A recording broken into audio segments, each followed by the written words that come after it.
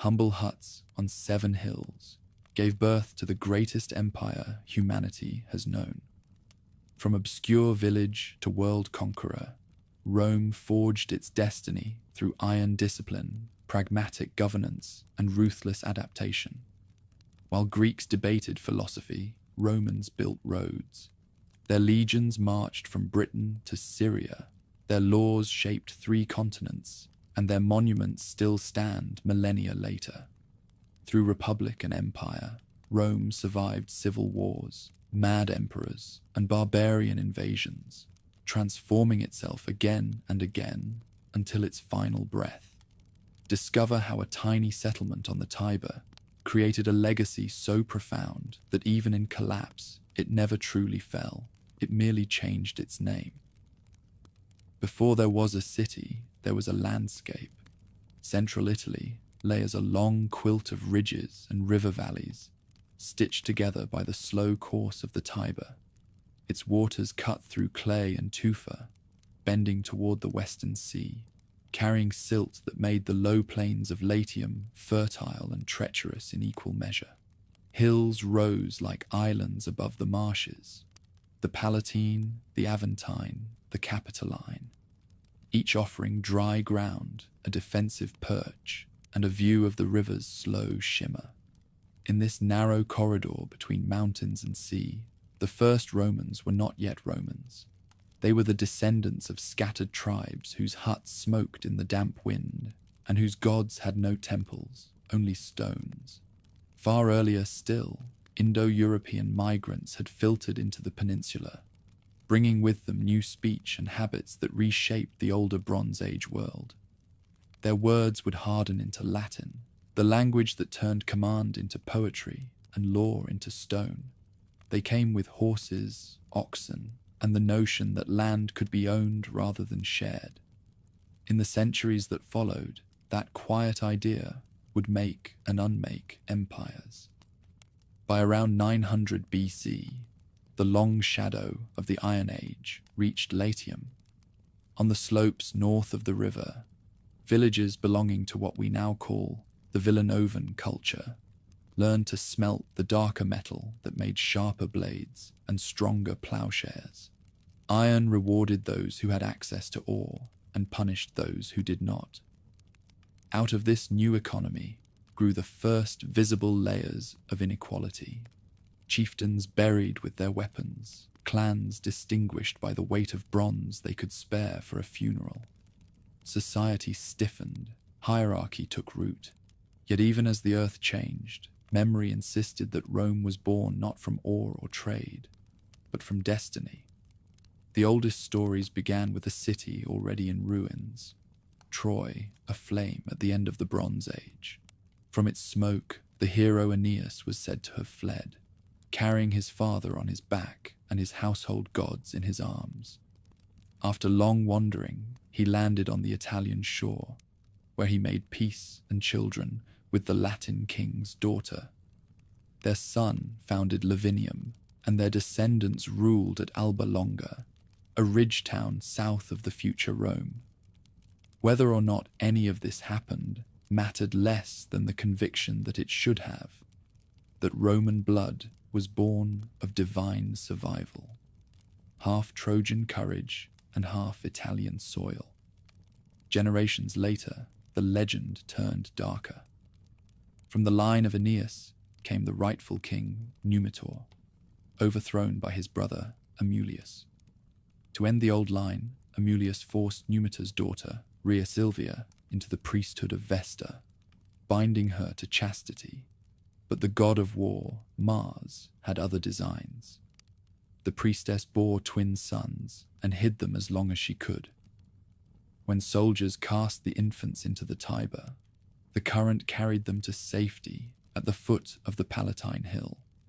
There, a she-wolf, or so the tale insists, nursed them until a shepherd found the boys and raised them as his own. The twins grew wild and strong, more at ease with spear and snare than with plough or pen. In time they discovered their birthright, slew the usurper, and restored their grandfather. Then they turned their gaze to the bend of the river, where they had been saved. Here they chose to build a new settlement, but could not agree upon its walls or its name. Romulus, the elder, marked his boundary with a plowshare. Remus, defiant, leapt across the furrow in jest. The blow that followed was the first Roman murder. The survivor, shaken but unrepentant, buried his brother and named the city after himself. Whether or not the twins ever lived, their story cast a long shadow. To later generations, the fratricide explained everything. Rome's genius for order and its curse of civil strife, its sacred discipline and its unending appetite for blood. Even in its infancy, the city was said to have been founded on the crime of kin against kin, a pattern it would replay for the next 1,000 years. While myth supplied meaning, the ground preserved evidence. On the Palatine Hill, traces of circular huts have been found, each built of wattle and daub, with a central hearth and a single doorway. Their floors are worn smooth by centuries of feet. Their ash still smells faintly of smoke when uncovered. These huts date to the mid-8th century BC, the very age that Roman historians later assigned to Romulus himself. From their arrangement, 7 or 8 dwellings clustered around a central court. We glimpse a society poised between tribe and city, already practicing shared rituals, already binding their fates to the hill's height. Around these early settlers gathered other Latin clans from the surrounding plain, joined by Sabine hill folk and, in time, touched by the rising power of the Etruscans to the north. Each brought its own gods and crafts. The Latins, their rustic lore, the Sabines, their austere piety, the Etruscans, their augurs, and their taste for ordered stone. From the fusion came a culture both pragmatic and superstitious, devoted equally to warfare and ceremony. A Roman offering was never made without precise gestures. A Roman oath, once sworn, bound the soul. These early peoples formed loose alliances for trade and worship. Chief among them was the Latin League, said to have met at the sacred grove of Alba Longa to honor Jupiter of the mountain. There, representatives of a dozen towns renewed their common vows, sacrificing a white bull whose blood sealed both peace and rivalry. Through such rites, Rome learned to speak the language of diplomacy long before it had legions to enforce it. By the middle of the 8th century BC, the new settlement on the Tiber was already fortifying itself. Earthen ramparts rose along the hill's edge, crowned with palisades.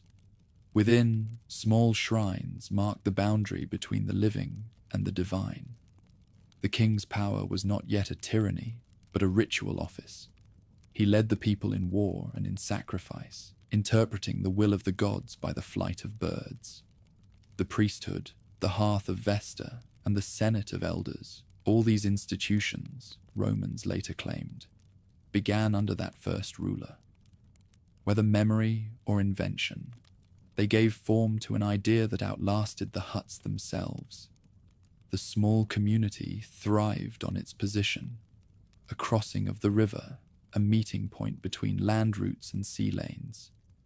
Merchants from Etruria brought metalwork. Traders from Campania brought wine and fine pottery. In return, the villagers sold salt from the marshes and cattle from the uplands. The settlement's rough paths hardened into streets, its timber posts into stone foundations. What began as a refuge became a marketplace, and what began as a myth became a polity. In time, the hill was no longer enough. The dwellers on the Palatine reached outward, toward the other mounds across the valley, binding them with bridges and shared walls. From their mingled villages, a single city took shape. Its first walls traced not ambition, but fear, of flood, of enemy, of divine displeasure. Yet those same walls marked a threshold between the wild and the governed, between pasture and forum. Within them, life acquired rhythm, festivals to mark the seasons, assemblies to judge disputes, sacrifices to ensure the favor of heaven. No one then could have imagined what the place would become, but even at the start, Rome bore the marks that would define it: a hunger for permanence, a readiness to absorb others, and a conviction that destiny was best built by hand. The huts on the Palatine have long since crumbled, yet the pattern they set, order wrested from chance, ritual masking violence, endured. From that mingling of legend and soil, the eternal city first drew breath. Every city begins as an argument about who gets to command it. Rome's first centuries were ruled by kings, men who wore the crown not as a symbol of glory, but as a tool for survival. Between the marsh and the mountain, the small settlement that Romulus had fenced with a plough now faced problems that only a ruler could solve: hunger, enemies, and the need for rules stronger than kinship. The crown in those days was not a bauble. It was a burden that had to be earned every morning. Legend says the founder ruled alone at first, his authority resting on charisma and a knack for violence. He summoned 100 elders to advise him. The Senate, born from the Latin word senex, old man. From their council came the idea that power should have witnesses. Romulus divided the people into clans and levied the first fighting force, the legions, whose oath was to the city rather than to any single chieftain. To fill its empty streets, he offered asylum to runaways and exiles. Rome was born cosmopolitan. Its walls were never meant to keep people out, but to keep them in once they had arrived. But no society grows without friction. Lacking wives for his new citizens, the founder staged a festival and invited the neighboring Sabines to attend. When the signal was given, the Romans seized the guests' daughters, an act later softened in memory as the abduction rather than the rape of the Sabine women. War followed. The Sabine king Tatius stormed the half-built city, and for a moment it seemed the new settlement would die as soon as it was born. Then, in the dust of battle, the abducted women themselves ran between the lines, begging fathers and husbands not to destroy the homes where their children had just been born. The fighting stopped. Two peoples became one. Two rulers shared a single throne, and the union of Latins and Sabines gave Rome a second birth, this time by persuasion rather than conquest. When the founder vanished in a storm, the Romans said he had been taken up to heaven and now watched over them as the god Quirinus. Whether deified or murdered by his counselors, he left behind a template: a king who commands soldiers, a senate that tempers his will, and a people who expect miracles of both. The next ruler, Numa Pompilius, was everything the first was not. Devout where his predecessor had been martial, patient where he had been fierce. Tradition called him a Sabine, and perhaps he was, for he taught the mixed people on the Tiber that the favor of the gods mattered as much as the skill of their arms. Under his rule, the city filled with rituals and calendars.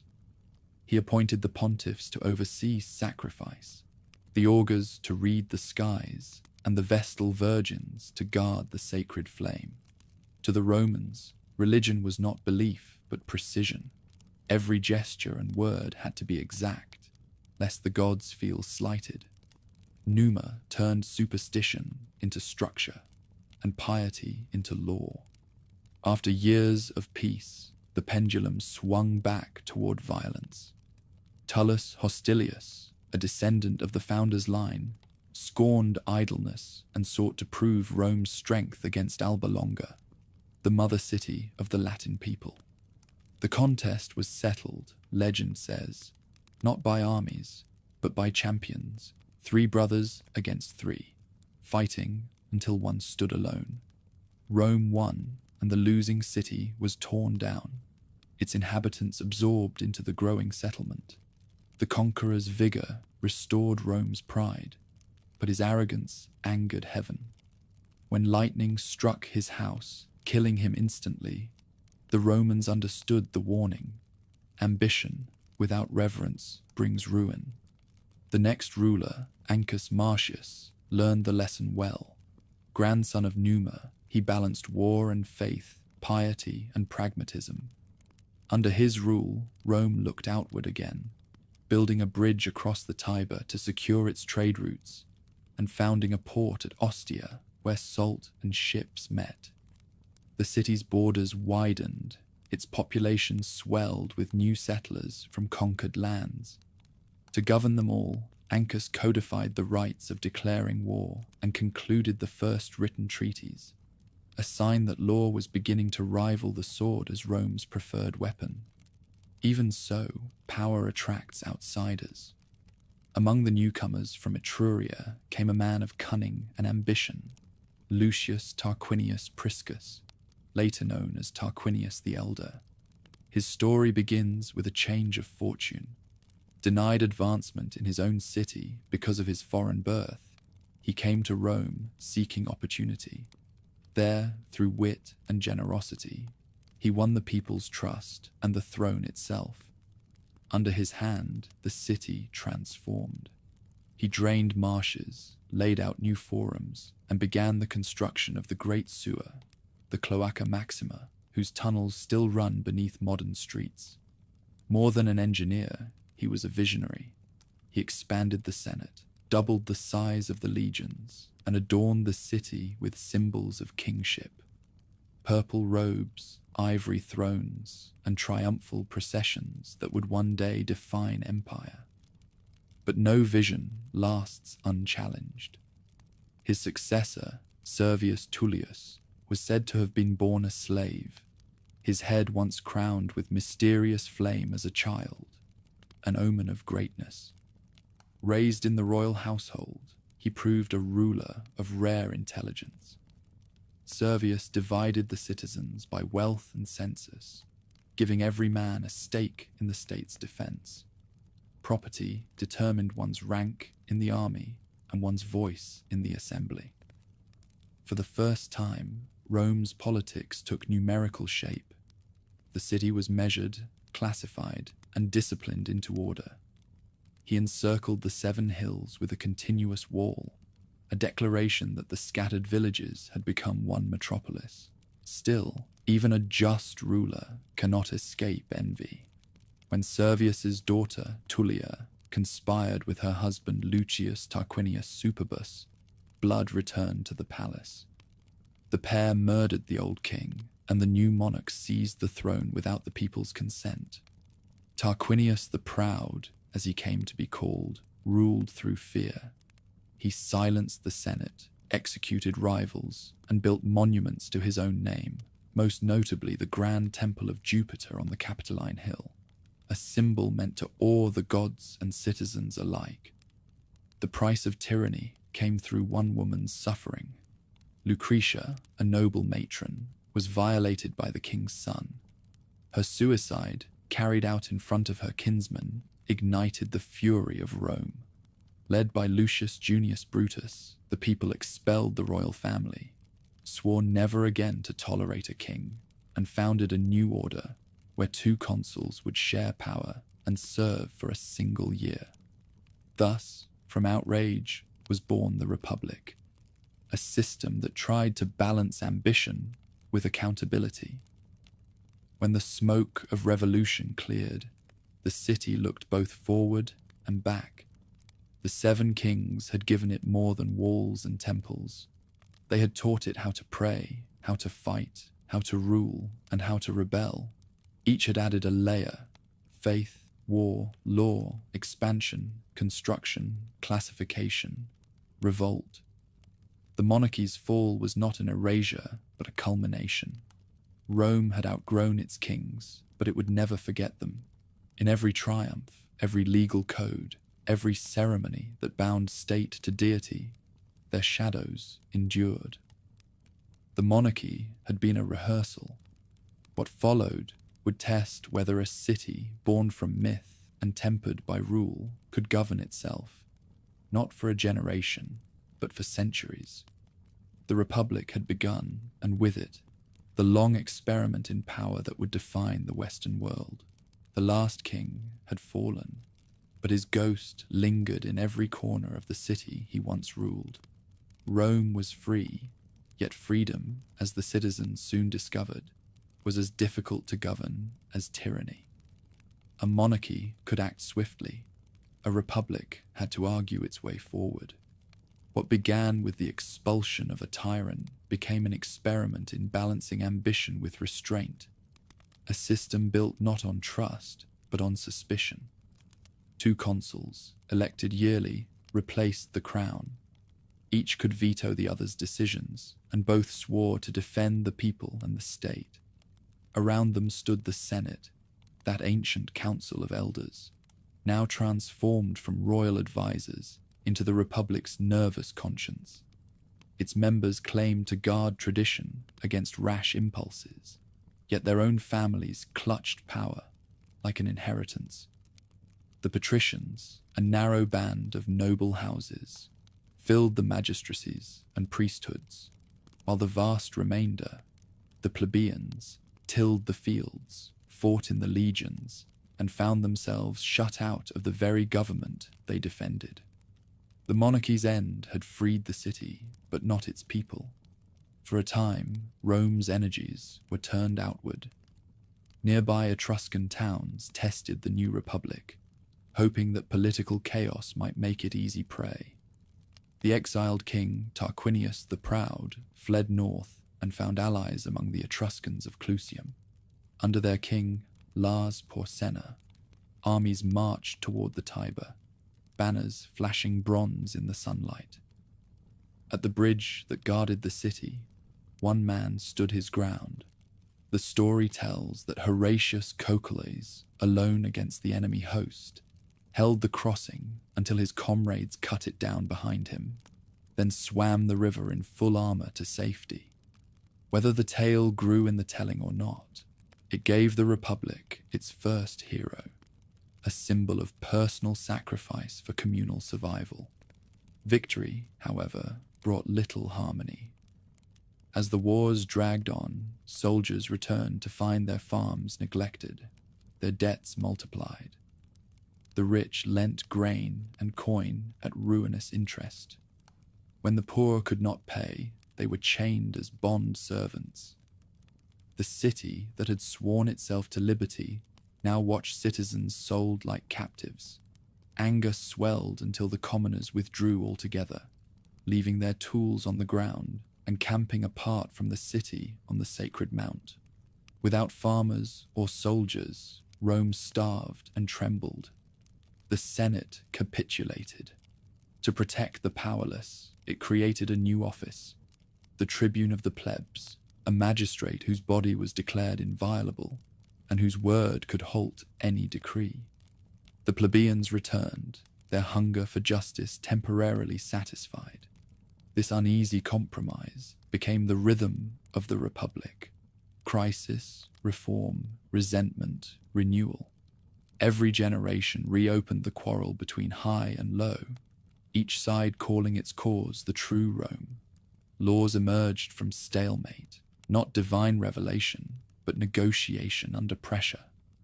Over time, these struggles produced the first recorded Roman legislation, the 12 Tables, a code carved on bronze tablets and set up in the Forum for all to see. The code did not promise equality, but it made oppression visible. A creditor might still seize his debtor, yet he could no longer do so in secret. A father retained authority over his household, but his rights now had limits written in metal and memory. Law became the Republic's new religion. Even as the city argued with itself, enemies surrounded it. The Volsci and Aequi raided from the hills, the Etruscans pressed from the north, and every summer seemed to bring another siege. Rome learned to live in a state of near constant war. Out of necessity came discipline. The legions grew more organized, their ranks drilled into formation by commanders who had once been farmers themselves. The Republic's survival depended on the virtue it most admired: devotion to duty above personal gain. None embodied this ideal more perfectly than Lucius Quinctius Cincinnatus, a patrician who, legend says, was found ploughing his field when messengers came to beg his leadership against invading tribes. He accepted command, defeated the enemy in days, then relinquished power and returned to his plough. To later generations, he stood as proof that true authority lies in restraint, not possession. Still, the divide between rich and poor never healed. Each campaign that expanded Rome's lands widened its internal inequalities. Victories brought spoils to generals and senators, not to the rank and file. The plebeians demanded a share in the offices they funded with their blood. Step by step, through protest and persistence, they gained footholds: the right to intermarry with patricians, the ability to hold the consulship, the power to pass laws binding on all. What had begun as rebellion hardened into constitutional structure.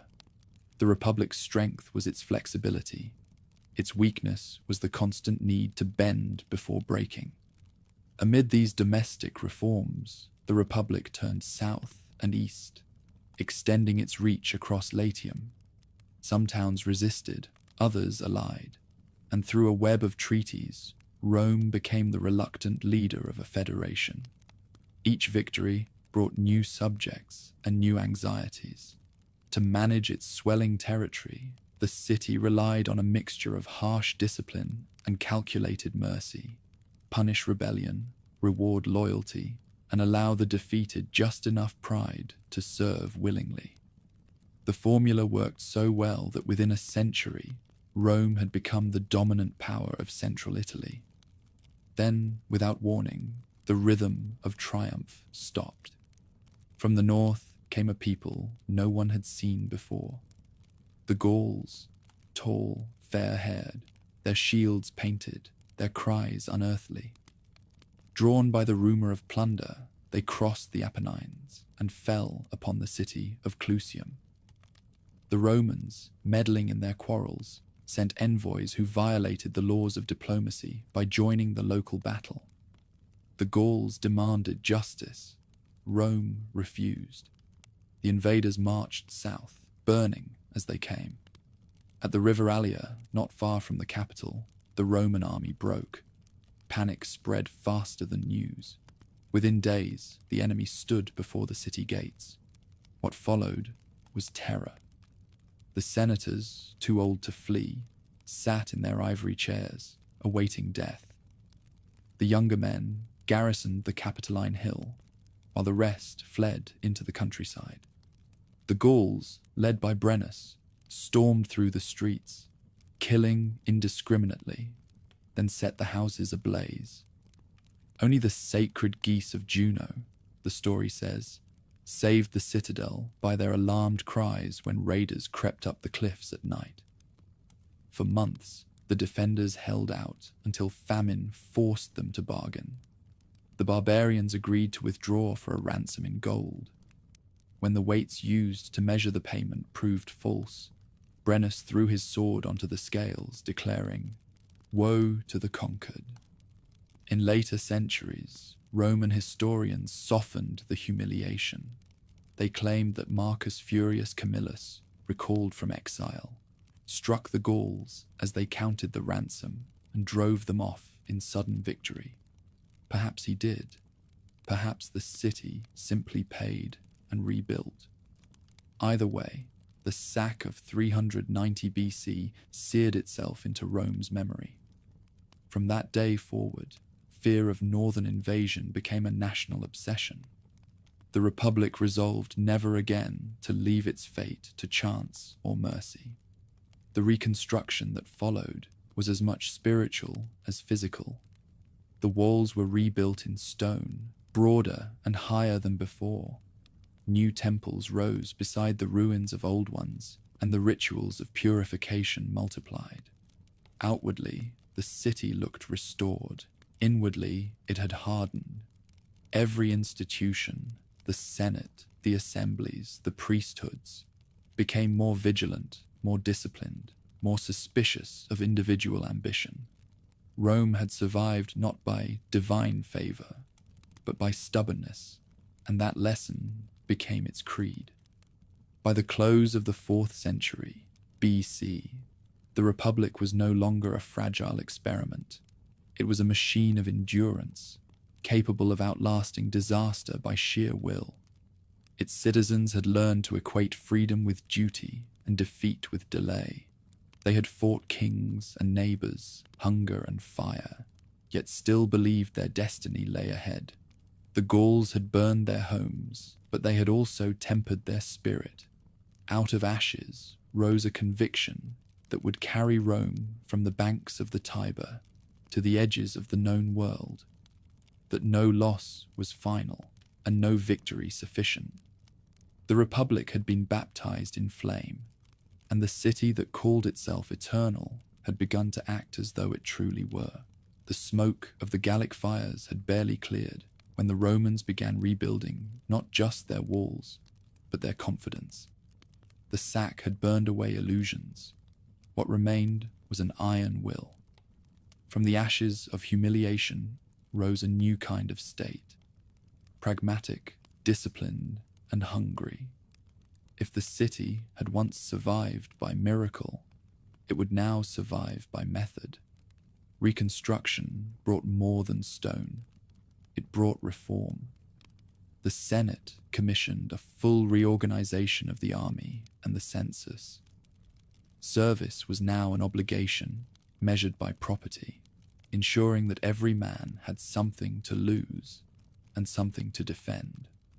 The legions were divided into flexible maniples, units that could fight across mountains and forests where phalanxes faltered. The new structure was not just a tactic, it was a philosophy. Rome had learned that rigidity breaks, but adaptation endures. From their rebuilt walls, the citizens looked outward. Their neighbors, Etruscans, Volsci, Aequi, and Hernici, had watched the city's near ruin and expected its end. Instead, they saw a force reborn. The Romans struck first, reclaiming the lost towns along the Tiber and pushing into Etruria. In the south, the Latins, once Rome's allies, grew restless. They no longer wished to share burdens without sharing command. The confrontation came in the Latin War of the 300s, 40s BC, a civil war in miniature between old partners who had outgrown each other. The Romans prevailed and dissolved the Latin League, absorbing its members through a policy both cunning and generous. Rather than destroy conquered communities, Rome offered them varying degrees of inclusion. Some towns became municipia, their inhabitants citizens with partial rights. Others received Latin rights, a kind of probationary citizenship that promised advancement through loyalty. These distinctions were complex, often unfair, but they worked. Rome turned former enemies into recruits, weaving a federation bound not by chains, but by contracts. It was a political revolution disguised as bureaucracy, conquest through paperwork. While the South submitted through negotiation, the heart of Italy still bristled with defiance. In the central mountains lived the Samnites, fierce hill tribes who prized independence above comfort. They were warriors of a different breed, agile, stubborn, and intimately familiar with the harsh terrain of Samnium. Conflict was inevitable. The Samnite Wars, fought over half a century, became the crucible in which Roman strategy matured. The first encounters humbled the legions. At the Caudine Forks, a narrow pass between cliffs, Roman troops were trapped without a fight and forced to surrender. They were made to pass under a yoke of spears. a ritual humiliation that scarred the national psyche. Yet from that shame came reform. The manipular system was refined. Soldiers learned to maneuver independently, adapting to ambush and hill warfare. When Rome returned to the mountains, it moved like water, bending but never breaking. Victory followed, but at a cost measured in generations. While the legions fought in the highlands, the Republic secured its flanks. To the north, Etruscan cities like Volsini and Tarquini were subdued one by one, their walls breached, their gods paraded in triumph through the streets of the capital. To the south, another power stirred, the Greek colonies of Magna Graecia, wealthy and refined, but riven by rivalry. The richest of them, Tarentum, viewed Roman expansion with alarm. When Roman ships entered its harbour in defiance of a treaty, the Greeks called for help from across the sea. Their saviour arrived not as a mere general, but as a king, Pyrrhus of Epirus, cousin of Alexander the Great and heir to his ambition. He landed in Italy with elephants, a novelty to Roman eyes, and an army trained in the old Macedonian style. At Heraclea and Asculum, he met the legions in battle. The cost was staggering. Though victorious, the Epirates saw his ranks thinned beyond repair. "Another such victory," he is said to have remarked, "and I am undone." Thus was born the phrase Pyrrhic victory, triumph too costly to sustain. Rome, battered but unyielding, refused to negotiate. Every loss became a lesson, every setback a spur. The Senate levied new armies, financed fresh campaigns, and learned to imitate the enemy's tactics while preserving its own discipline. Pyrrhus, weary and disillusioned, withdrew first to Sicily, then home to Greece, leaving behind the impression that Rome could not be defeated, only delayed.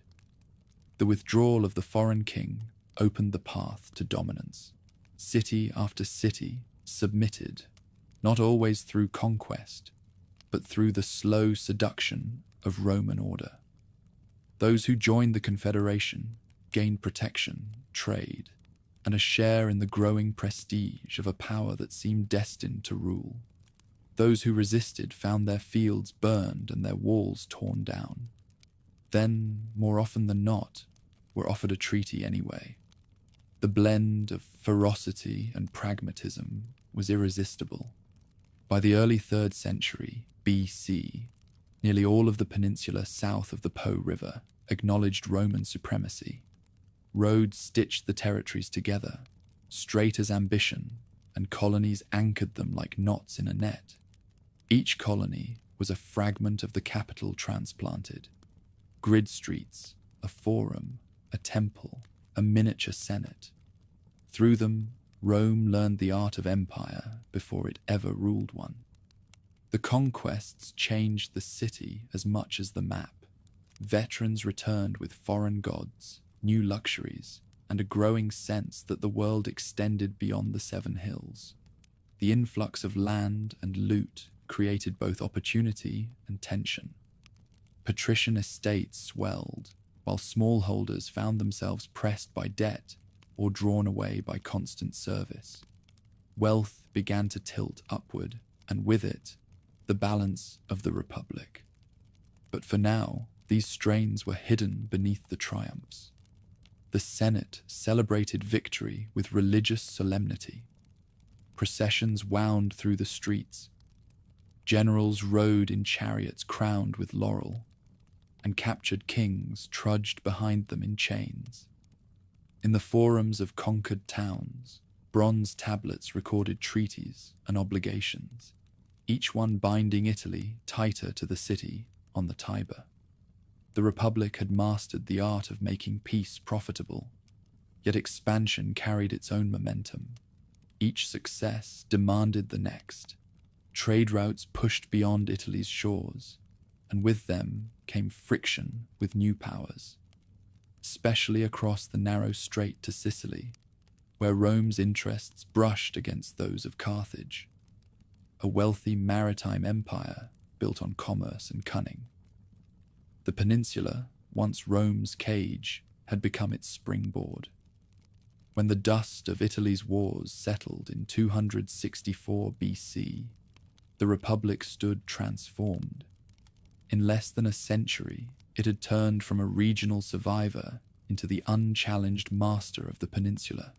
Its armies had learned to fight any foe on any ground. Its diplomats had learned to govern without appearing to rule. The alliances it forged would feed its strength for generations, even as they sowed the seeds of future unrest. The conquest of Italy was not merely a military triumph. It was the invention of a system. Rome had discovered how to extend citizenship without losing control, how to conquer through inclusion as much as through fear. It had become more than a city. It was now an idea spreading by road and treaty, an organism whose growth seemed inevitable. The Republic's heart still beat on the banks of the Tiber, but its pulse now reached the mountains, coasts, and islands of a land that no longer thought of itself as many peoples, but as one. The age of Italy's wars had ended. Beyond the southern horizon, the sea waited, and across it, the first empire Rome would meet and measure itself against. The next enemy would not be a neighbor, but a mirror, another power built on ambition, wealth, and destiny. The Republic was ready. When the Romans first looked across the strait towards Sicily, they saw not the sea, but a question. How far could the Republic's reach extend before it ceased to be a city's rule and became an empire's? The island was a prize like no other, fertile, wealthy, and poised between worlds. Whoever held it controlled the trade that bound east and west. For centuries, that role belonged to Carthage, a maritime power whose merchants trafficked in silver, spices, and slaves. Its fleets crisscrossed the western Mediterranean, its harbors bristling with masts, its admirals with ambition. The Romans, still land soldiers at heart, had never mastered the sea. But in 264 BC, that was about to change. The spark was small, as great fires often are. A band of Italian mercenaries known as the Mamertines, former soldiers from Campania, seized the Sicilian city of Messana and appealed to both Rome and Carthage for aid when threatened by Syracuse, the island's Greek stronghold. Each power answered and found itself staring across the same harbor at the other. Neither intended a full-scale war.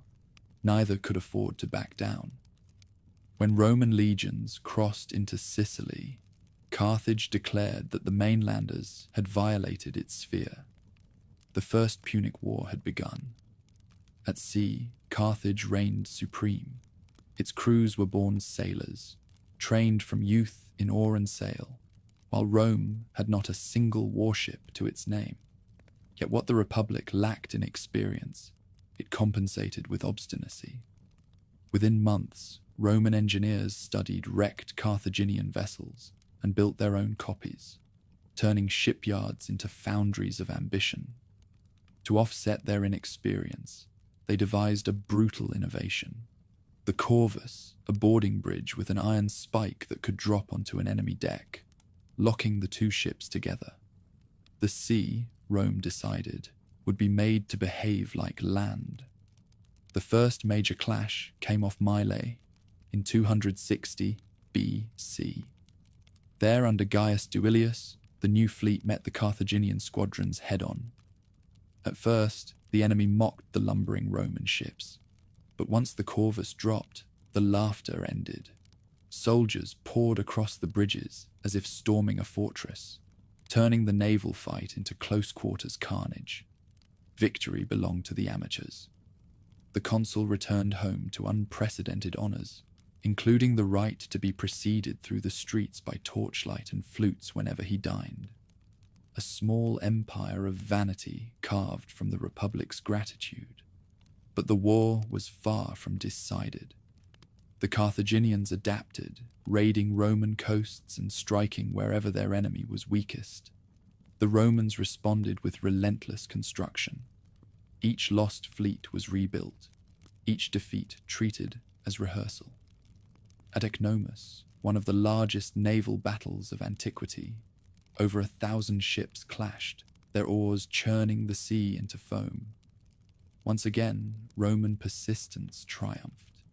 The Republic, intoxicated by its own momentum, decided to carry the war to Africa itself. In 256 BC, a vast armada ferried legions across the sea to strike at Carthage directly. At first, success seemed near. The general Regulus won early victories, and the Senate dreamed of dictating peace from the enemy's gates. Yet fortune turned swiftly. A Carthaginian counterattack, aided by Greek mercenaries under Xanthippus, crushed the invasion. Regulus was captured, his army annihilated, his men left to rot in captivity. Those who survived shipwrecks on the return journey told of storms so fierce that fleets vanished in a single night. Rome lost hundreds of vessels and tens of thousands of lives, yet it did not surrender. For another decade, the struggle continued in weary rhythm. Sicily became a graveyard of ambition, its fields scarred by siege engines and unburied dead. Cities like Agrigentum and Lilybaeum changed hands more than once, their inhabitants paying taxes first to one master, then the other. Neither side could gain a decisive edge. Carthage had wealth and skill. Rome had manpower and will. Year after year, new citizens filled the legions and rode the galleys. The Senate taxed itself to fund shipbuilding. Farmers saw their sons drafted again and again. The Republic's true strength lay not in genius, but in endurance. In the final phase of the war, command passed to a new generation. Among them was Gaius Lutatius Catulus, who in 241 BC led a reconstituted fleet to meet the Carthaginians near the Aegates Islands. Supplies were scarce, ships were lightened to make them faster, and the crews were a mix of veterans and hastily trained recruits. Against them sailed the remnants of the once great Carthaginian navy, burdened with provisions for a besieged army. When the winds turned, the lighter Roman ships drove into their lumbering foes with precision. The corvus had been abandoned, the crews no longer needed it. Skill had replaced improvisation. The victory was total. Carthage sued for peace, exhausted and bankrupt. The terms were harsh. It ceded Sicily, paid an enormous indemnity, and agreed to withdraw from Italian affairs. For the first time, Rome ruled territory beyond the peninsula. Sicily became the Republic's first overseas province, governed by a praetor sent from the capital. The shift seemed administrative, but it changed everything. The city that had once fought for survival now collected tribute from others. A door had opened onto empire, and behind it waited both wealth and corruption. At home, the spoils of victory shimmered through the streets. Grain from Sicily fed the populace. Captured slaves tilled the estates of the rich. Shipbuilders turned to merchants, senators to landlords.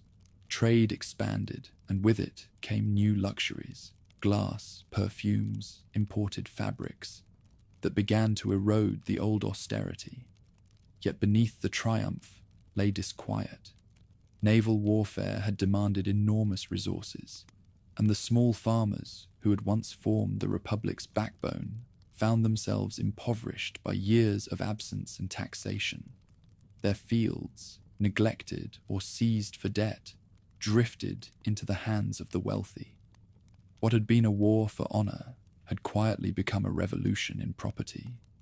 Still, to the citizens crowding the forum, none of this yet mattered. They saw only victory, the vanquished empire humbled, the legions returning in triumph.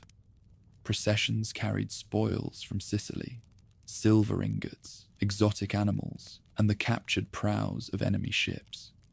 Priests offered thanks to Neptune for teaching a land power the art of the sea. Rome had entered an age of confidence, convinced that no horizon was beyond reach. But the peace that followed was a peace of preparation. Carthage, though broken, still possessed its fleets, its commerce, and a will no less stubborn than Rome's. In the markets of Africa, merchants rebuilt their fortunes. In hidden shipyards, carpenters shaped new hulls. The Senate, meanwhile, turned its gaze elsewhere, to Sardinia, Corsica, and the distant shores of Spain.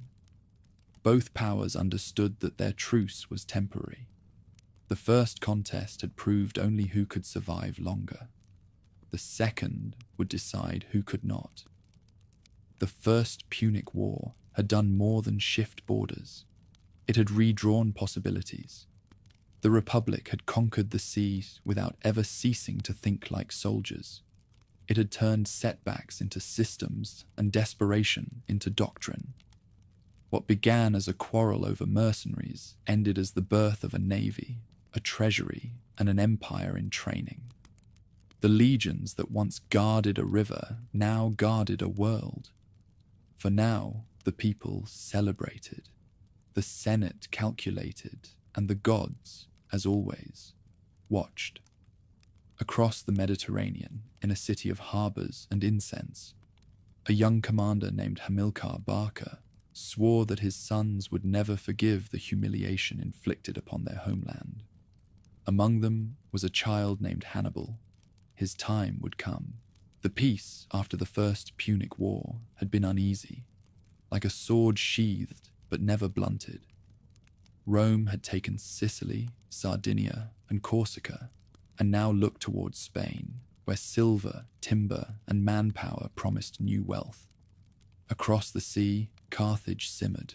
Beaten, fined, and stripped of empire, it turned west to rebuild. From its North African harbours, merchants sailed again, and from its council halls emerged a new dynasty of soldiers. The Barcids, a family forged in vengeance. At their head stood Hamilcar Barca, the veteran who had fought Rome to the last. He swore his sons to hatred of the Republic, and legend claimed that the eldest, Hannibal, placed his small hand on a sacrificial altar, vowing never to be a friend to Rome. When Hamilcar died in battle, his mantle passed to that child, now grown into a commander of rare brilliance and will. Under Hannibal's leadership, Carthage's holdings in Spain expanded swiftly.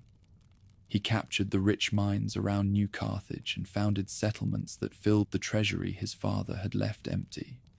To the Romans, this growing power was a warning unheeded. When the city of Saguntum, an ally of Rome, was attacked by Hannibal's forces, the Senate demanded his surrender. Carthage refused. In 218 BC, war was declared, the second and greatest of the Punic Wars. The Republic expected another campaign in Spain or Africa. Instead, the Carthaginian commander chose the unthinkable. He would bring the fight to Italy itself. In the spring, Hannibal led an army north through Gaul, crossing rivers swollen with meltwater and tribes hostile to every step. At the Rhone, he outmaneuvered Roman scouts.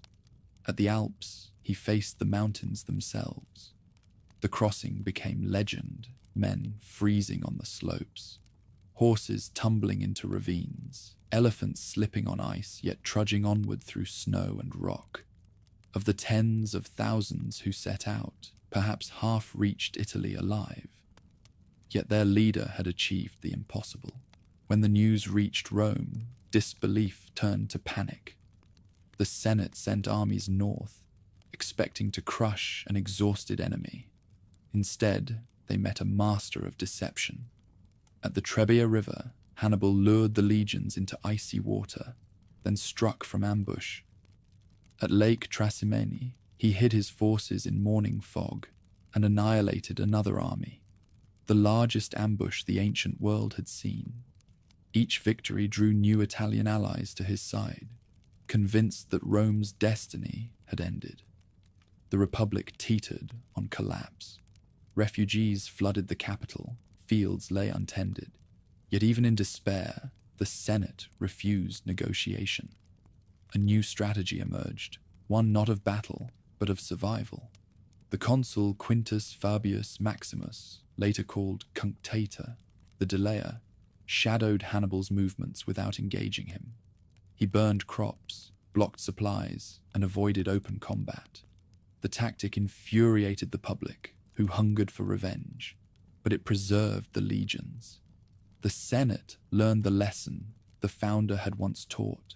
Sometimes endurance is the truest courage. Then came Cannae. In 216 BC, the Romans assembled their largest army, yet nearly 80,000 men, and marched south to crush the invader. Hannibal arranged his troops in a crescent, placing his weaker forces at the center. As the legions pressed forward, the Carthaginian line bent, drawing them in. On the flanks, his cavalry wheeled and struck from behind. By nightfall, the Roman army had ceased to exist. As many as 50,000 lay dead. No defeat in the city's history was greater. The fields ran red for miles, and the Republic's allies began to waver. But Rome did not fall. Its people refused despair. Its Senate refused surrender. And its gods, or perhaps its will, refused silence. While the cities of southern Italy opened their gates to Hannibal, the core of the Republic held fast. New armies were raised from boys barely of age, and men past their prime. Women gave up jewelry to pay for arms. The state decreed public mourning, forbade lamentation, and ordered the citizens to continue as before. Even disaster was ritualized into discipline. Hannibal marched through Italy for more than a decade. He won battles at will, but could not force the city to yield. His allies faltered, his supplies dwindled. The Republic adopted a strategy of exhaustion: deny him reinforcements, harass his lines, reclaim lost ground town by town. Meanwhile, a new generation of commanders rose. Among them was Publius Cornelius Scipio, the son of a consul killed in Spain, a man whose ambition matched Hannibal's intellect. While Hannibal ravaged Italy, Scipio struck at his base. In Spain, he captured New Carthage, freeing hostages and seizing the mines that funded the enemy's war. He drilled his men relentlessly, blending Roman discipline with the fluid tactics he had learned from his adversary. By 205 BC, he persuaded the Senate to let him carry the war into Africa. The strategy once attempted by Regulus, now refined by experience. In 204 BC, Scipio landed near Utica, burning crops and drawing Carthaginian forces away from their heartland. The Council of Elders, desperate, recalled Hannibal from Italy. For the first time in years, the two greatest generals of their age faced each other. Near Zama, in 202 BC, they met in open battle. Hannibal's elephants charged first, but were turned by horns and shouts. His infantry fought stubbornly, but Scipio's cavalry, under Laelius and Massinissa, struck from behind. A reversal of Cannae's nightmare. The circle had closed. Carthage sued for peace. Its fleet was surrendered, its territories reduced, its indemnities doubled. Hannibal, spared but humiliated, withdrew into exile. Years later, hunted by his enemies, he ended his life with poison rather than be taken. The war that had begun with an oath ended with silence. Rome emerged triumphant but transformed. The Republic's victory had cost entire generations, and the Italian countryside lay scarred. Farms once worked by citizen soldiers were abandoned, bought by the wealthy, and turned into vast latifundia, estates tilled by slaves from the conquered lands. The free peasantry, foundation of the legions, began to erode. The Senate celebrated peace, but beneath the laurels grew a new tension: wealth without balance, conquest without conscience. Yet in the moment of triumph, few saw the danger. The people rejoiced, the generals paraded their spoils, and temples rose in gratitude. Gold from Spain and Africa poured into the treasury. Marble and luxury replaced brick and thrift. The Republic, once a league of farmers, was now an empire in all but name. Its gods had not changed, but its heart had. In the quiet that followed, the Senate sent envoys to measure the world they had inherited. Carthage, crippled but alive, became a tributary. Spain was divided into provinces, governed by praetors and drained by taxes. The legions returned home veterans, hardened, disillusioned, and loyal more to their commanders than to the state. Among them, a whisper began to circulate. If Rome could defeat Hannibal, what could possibly defeat Rome? The answer, as always, would come from within. But for now, the Republic stood at its zenith, scarred, weary, and unassailable. The boy who had sworn hatred on an altar was dead. The city he despised had outlived him. And yet, in triumph, Rome had absorbed some of his fire. Hannibal had taught his enemies too well. Though Carthage had fallen, what it taught could not be forgotten. Rome had learned how to fight across seas, how to raise endless armies, and, most dangerously, how intoxicating victory could be. The Republic stood taller than ever before, its treasury swollen with Spanish silver, its legions seasoned and restless. Yet for all its vows of peace, the city had developed a new habit. Expansion had become a reflex. The Senate needed fresh enemies to justify its glory. Beyond Italy, the world waited. To the east lay Greece, not the ancient glory sung by poets, but a patchwork of kingdoms, leagues, and proud city-states living in the long shadow of Alexander the Great. The Macedonian kings still claimed to be heirs of his empire, and among them Philip V of Macedon sought to dominate the fractured Hellenic world. Rome entered this theatre not by design, but by invitation. Greek envoys, weary of Macedonian ambition, begged the Republic for help. The Senate, feigning reluctance, agreed. Its armies crossed the Adriatic, announcing themselves not as conquerors, but as liberators. At Cynocephalae, in 197 BC, Roman maniples met the Macedonian phalanx. The contrast was as old as tactics itself, flexibility against rigidity. When fog confused the field, the Macedonians could not adapt. The Roman formation pivoted, enveloped, and crushed them. Philip V sued for peace, leaving Rome the unchallenged arbiter of Greek affairs. The Republic declared Greece free, but its freedom came with supervision. Garrisons followed gifts, and the Greek cities soon discovered that Roman friendship was a polite form of custody. Victory drew the Republic deeper into the east. When Antiochus III, the so-called Great King of Syria, crossed into Greece, the Senate answered again. At Magnesia, Roman legions met the grand army of the Seleucid Empire and shattered it. The king's elephants fled, his phalanx dissolved, his empire shrank to the borders of his own capital. In less than a generation, the Republic had replaced Alexander's successors as master of the Mediterranean world. With triumph came transformation. The spoils of Asia were unlike anything Italy had known. Gold, ivory, incense, marble, manuscripts, the luxuries of centuries, flooded the markets of Rome. Senators built villas patterned after Greek palaces. Their sons studied philosophy instead of farming. Their speech grew thick with borrowed words. Hellenic culture conquered its conquerors. Greek tutors filled patrician households. and statues of Apollo and Athena stood beside Jupiter and Mars. What had been rustic became refined, but refinement carried corruption in its wake. The influx of wealth also birthed new men, the publicani, tax contractors who bought the right to collect provincial revenue. They operated with ruthless efficiency, extorting tribute from communities nominally under Roman protection. The Senate turned a blind eye, content to share the profits.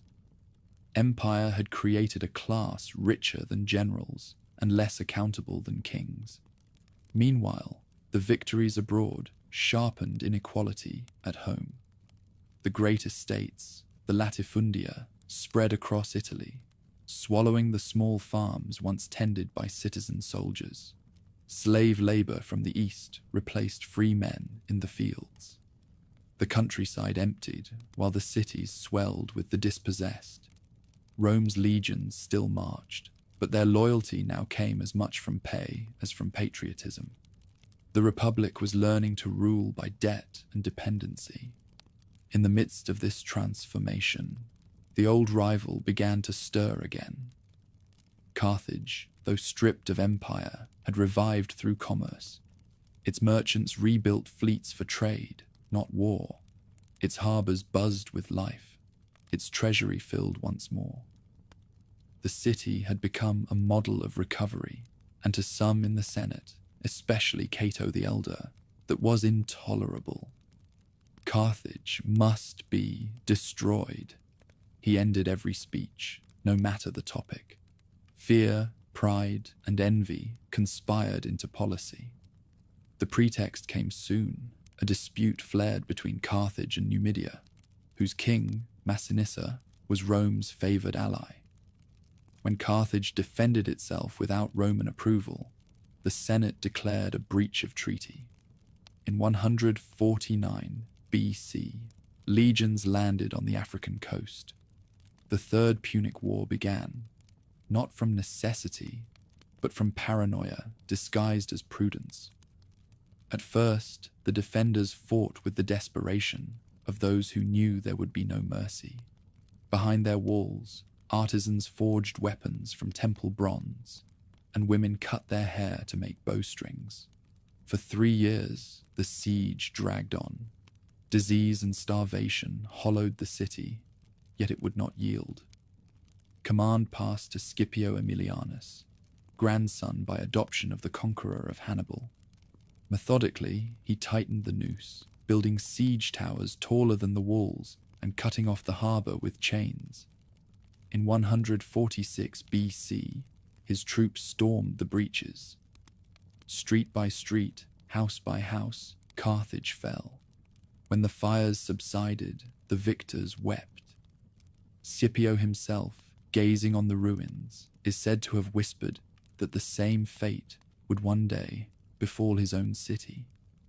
Whether he truly spoke the words, or later chroniclers imagined them, the warning rang true. The ashes of Carthage marked not only the end of an enemy, but the birth of empire's conscience. In the same year, the legions sacked Corinth, the proud jewel of Greece, for daring to defy their authority. Statues were melted down, citizens sold into slavery, and treasures shipped to Italy. Two worlds, Greece and Carthage, mind and commerce, had fallen together, leaving Rome unrivaled.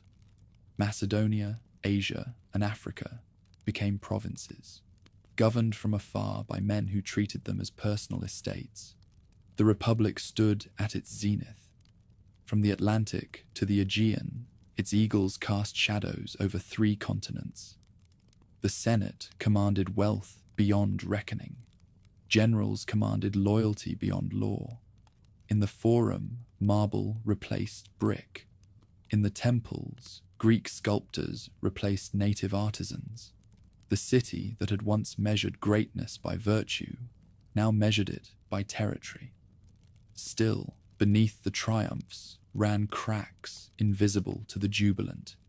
Veterans returned to find their farms absorbed by creditors. Citizens grew accustomed to handouts from provincial tribute. The very success that had lifted the Republic now began to hollow it. Rome had conquered the world, but in doing so, it had imported the seeds of its own undoing. The legions would continue to march, but their wars would no longer be fought for defense. They would fight for command, for profit, for men whose names would soon eclipse the Republic itself. For now, though, the senators feasted, the temples glittered, and the people cheered their invincibility. Beyond the harbours, the sea lay calm, reflecting the light of empire. It would not stay calm for long. After Carthage burned and Corinth fell, the legions returned home expecting peace. What they found instead was a republic swollen by victory and sickened by it. The wars that had made Rome rich had also unmade the balance that once kept it steady. In place of discipline came indulgence. In place of solidarity, suspicion. The world was conquered, and the conquerors had begun to consume themselves. Italy glittered with new fortunes. From the mines of Spain and the ports of Asia poured gold and goods enough to intoxicate a civilization. The old patrician houses built marble atriums where once there had been plaster, dined from silver platters and imported philosophers to soften their manners. But the gleam of empire had a shadow. Small farms, the lifeblood of the Republic, withered as veterans returned to find their plots lost to debt or absorbed into the vast latifundia. Estates worked by foreign slaves and overseen by absent masters. What had once been a nation of citizen farmers was dissolving into two classes, landlords and dependents. Dispossessed men drifted toward the capital. The streets of Rome grew crowded with the jobless, the hungry, and the bitter. Grain distributions became the only steady income. Votes became a commodity. The Senate saw the swelling crowds as a nuisance, not a warning. They mistook silence for loyalty and comfort for stability. Beneath the marble and the speeches, the city had begun to rot. From this decay rose two brothers whose names would divide an era, Tiberius and Gaius Gracchus. Born to nobility, educated in the ideals of their ancestor Scipio Africanus, they believed that Rome's greatness depended on restoring the dignity of its people. Their mother, Cornelia, had raised them to measure glory, not by conquest, but by justice. When Tiberius became tribune of the plebs in 133 BC, he turned that conviction into law. His proposal was simple but revolutionary: enforce the old limits on public land and return the surplus to citizens who had none. The plan threatened the wealth of nearly every senator. Debate gave way to hysteria. When Tiberius brought his bill directly to the people, bypassing the Senate, his opponents branded him a tyrant. Violence followed. Amid the chaos of a public assembly, nobles and their clients armed themselves with broken benches and clubbed him to death. His body was thrown into the Tiber, and with it, the Republic's pretense of civility. Years later, Gaius Gracchus took up the cause his brother had died for. Fierce, eloquent, and far-sighted, he sought not only to restore land, but to reform the machinery of power itself. He established colonies for veterans, made grain affordable for the poor, and restructured juries to include the equestrian class, those wealthy men of business whom senators despised. He even proposed extending citizenship to the Italian allies who had long fought in Rome's wars without sharing its rights. For a moment, it seemed that change was possible. Hope did not last. The Senate, alarmed by his popularity, armed the state against its own reformer. Street battles broke out. The Aventine Hill ran with blood. Pursued by assassins, Gaius ordered his slave to kill him rather than be captured. His head was paraded through the streets, and his supporters executed by the hundreds. The Republic had learned that murder could silence reform more effectively than argument. Across the provinces, greed now replaced governance. The publicani, tax contractors empowered by Senate decrees, turned provincial administration into organized plunder. Governors competed to enrich themselves through extortion, bribery, and sale of justice. The law that once bound Rome together became a weapon of theft. Empire had turned into a marketplace for ambition. Meanwhile, the Italian allies grew restless. For generations, they had furnished troops for Rome's armies and paid taxes to her treasury, yet remained second-class subjects without citizenship. Their petitions met with indifference. When their pleas were ignored, resentment hardened into talk of rebellion. The Republic's strength, the loyalty of its allies, was decaying from neglect. At home, the Senate faced a different enemy, its own citizens. Rival factions armed gangs to dominate elections. Bribery replaced debate. Political meetings turned into riots, and victories at the polls depended more on intimidation than persuasion. The old rituals of the Republic continued, but they had become theatre. Slave uprisings in Sicily and southern Italy added another tremor. Tens of thousands of captives rose against their masters, promising freedom and vengeance. It took years and entire legions to crush them. The victories brought no relief, only fear of the next revolt. Power now belonged to those who commanded legions. Reformers without armies met the fate of the Gracchi. Generals with followers found that loyalty in uniform outweighed law in marble. The Republic's constitution still stood, but its soul had shifted from the Senate to the camps. In the countryside, olive groves and vineyards masked exhaustion. Towns emptied, roads filled with beggars, and rumors of conspiracy thickened.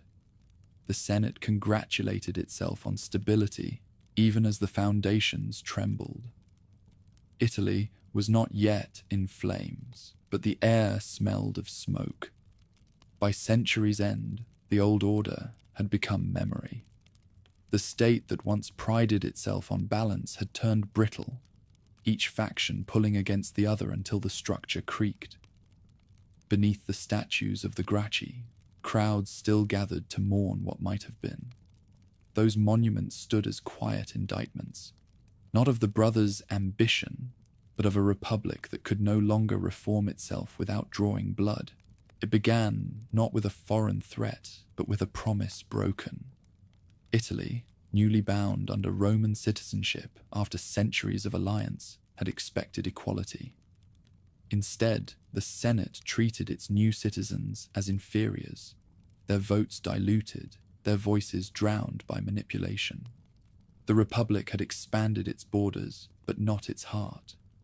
From this hypocrisy rose the most dangerous conflict of all, a war fought by brothers wearing the same armor. The social war was a mirror held to Rome's face.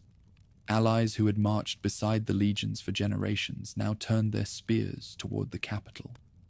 The fighting tore across the peninsula.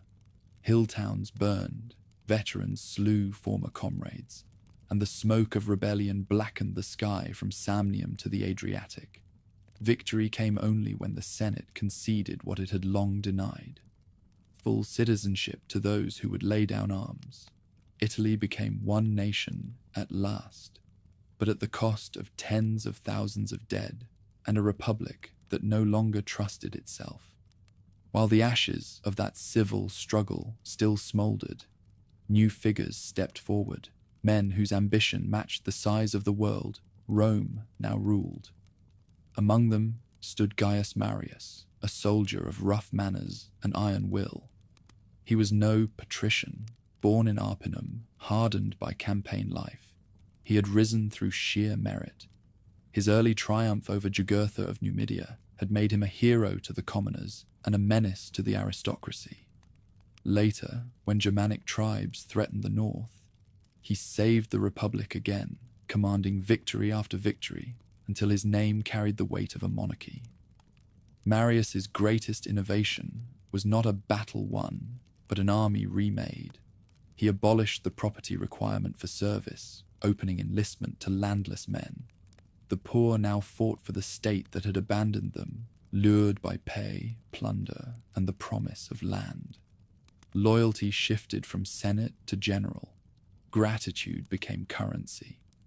The Republic had created an army more professional and more dangerous than any before it. Watching all this with a calculating eye was Lucius Cornelius Sulla, once Marius's subordinate in Africa. He was everything his rival was not: aristocratic, eloquent, and ruthlessly self-controlled. Their hatred grew as swiftly as their fame. When the social war ended, a new conflict beckoned in the east. The campaign against Mithridates VI of Pontus, a brilliant and volatile king who had massacred tens of thousands of Italians across Asia Minor. The Senate awarded the command to Sulla.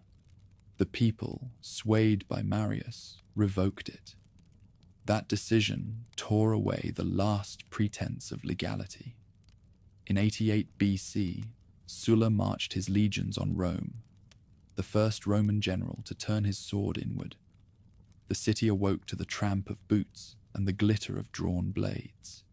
Resistance collapsed before it began. Sulla declared his rival an outlaw and restored the Senate's supremacy. Power, for the first time, belonged to whoever could seize it. Exile could not contain Marius's fury. When Sulla departed east to fight Mithridates, the old general returned from Africa, gathered supporters, and captured the capital in turn. For days, Rome drowned in revenge. Nobles were hunted through the streets, their heads displayed on the rostra where speeches once rang. The blood that soaked the forum was not of foreigners, but of citizens.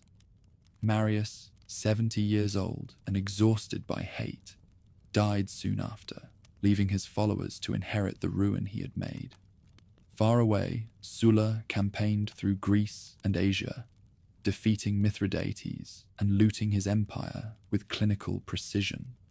His victories made him both rich and unstoppable. In 83 BC, he returned to Italy with 5 legions and a list of enemies. The Senate tried to placate him. His soldiers answered instead. Once more, civil war rolled across the peninsula. The final battle came outside the city walls. Sulla entered Rome not as liberator or conqueror, but as surgeon to a patient he claimed to cure by amputation. The dictatorship, an office untouched for centuries, was revived in his name. From that seat of absolute power, he remade the Republic in his image. Prescriptions followed, lists posted in the forum, naming those marked for death. The killings were systematic, their logic bureaucratic. Properties of the condemned were auctioned, enriching allies and feeding the treasury. In the markets, men measured profit by how many corpses it took to earn it. Sulla called it purification. Others called it organized terror. For all the cruelty, he governed with cold efficiency. Laws were codified, magistrates restrained, and provincial administrations standardized. The Senate swelled to 600 members, its authority restored by fear rather than respect. He curtailed the powers of the tribunes, silencing the voice that had once belonged to the people, and rewrote the constitution so that no single man could ever again seize control as he had. The contradiction was exquisite. He destroyed liberty to preserve it. When his reforms were complete, he astonished everyone. He resigned. Without ceremony or successor, he retired to his villa on the Bay of Naples, dictating memoirs and boasting that he had saved the Republic. The peace that followed was as brittle as glass. No law could erase the memory of legions marching through their own city. Those who survived his purges learned the wrong lesson. They saw that the path to power no longer ran through debate, but through command. Among Sulla's protégés were two ambitious young men, Pompey, hailed already as the Great, and Crassus, whose fortune could buy whole provinces. Each would inherit his mentor's methods, though neither his restraint. The Republic was now a stage crowded with generals, and none intended to play a supporting role. In the countryside, confiscated lands were parceled to veterans who owed loyalty not to the state, but to the man who had given them farms. Armies became private estates. Citizens became clients in uniform. Even peace resembled war, quiet, watchful, and armed. When Sulla died in 78 BC, his funeral was a pageant of contradiction. The people mourning a tyrant who had restored order, the Senate praising a reformer who had undone the Republic. His body burned on a pyre built with confiscated timber, his ashes buried among heroes. Yet the flames that consumed him illuminated a truth no one could ignore. Rome could no longer be ruled by law alone. The age of generals had begun. The embers of Sulla's funeral had hardly cooled before new ambitions flickered to life. His dictatorship had shown that the Republic could survive a tyrant, and that tyranny could wear the mask of legality. The Senate, swollen by his reforms, sat fearful and inert, clinging to laws written by the man who had broken them. Italy, meanwhile, lay divided between veterans settled on stolen lands and dispossessed peasants who had nothing left to lose. Power, once shared through compromise, had become a contest fought with memory, gold, and the promise of soldiers' loyalty. Out of this uncertain peace emerged a restless generation. None believed in the Republic's purity, but all sought to inherit its prestige. The two brightest stars were opposites in every way. Pompey, the young general who had ridden Sulla's victories to early fame, and Crassus, whose fortune bought influence no sword could earn. Between them lay rivalry disguised as partnership, a balance of strength and wealth that would soon demand a third element, genius. That third element arrived quietly. Gaius Julius Caesar, a thin and debt-ridden noble, seemed at first a footnote among titans. His family, ancient but impoverished, had fallen from power during Sulla's proscriptions. While others courted stability, he gambled everything on charm and audacity. When Sulla ordered him to divorce his politically inconvenient wife, Caesar refused and fled. Only the dictator's death spared him. From exile, he learned a lesson that would shape his life. Authority, once challenged and survived, becomes habit. Returning to the capital, he entered a world addicted to spectacle. The Republic's politics had turned theatrical. Orators played to mobs, and triumphs had become pageants of vanity. Caesar mastered the stage instinctively. He dressed with precision, spoke with poise, and spent money he did not have to appear wealthier than anyone imagined. Creditors chased him, voters adored him. Every gesture built a myth of inevitability. Opportunity came through service abroad. In Spain, as a young governor, he settled debts by conquest, subduing rebellious tribes and enriching himself with plunder. His dispatches home displayed the same polished audacity that would later define his campaigns, concise, theatrical, and impossible to ignore.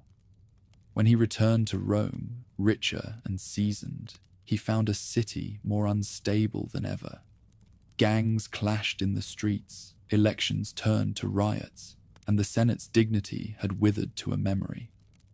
Amid this chaos, Caesar recognized that politics alone could no longer move mountains. It required alliance. He approached Crassus, who controlled Rome's finances, and Pompey, who commanded its legions.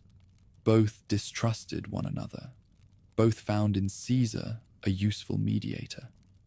In 60 BC, The three forged an understanding, later called the First Triumvirate, that united wealth, prestige, and cunning against the inertia of the Senate.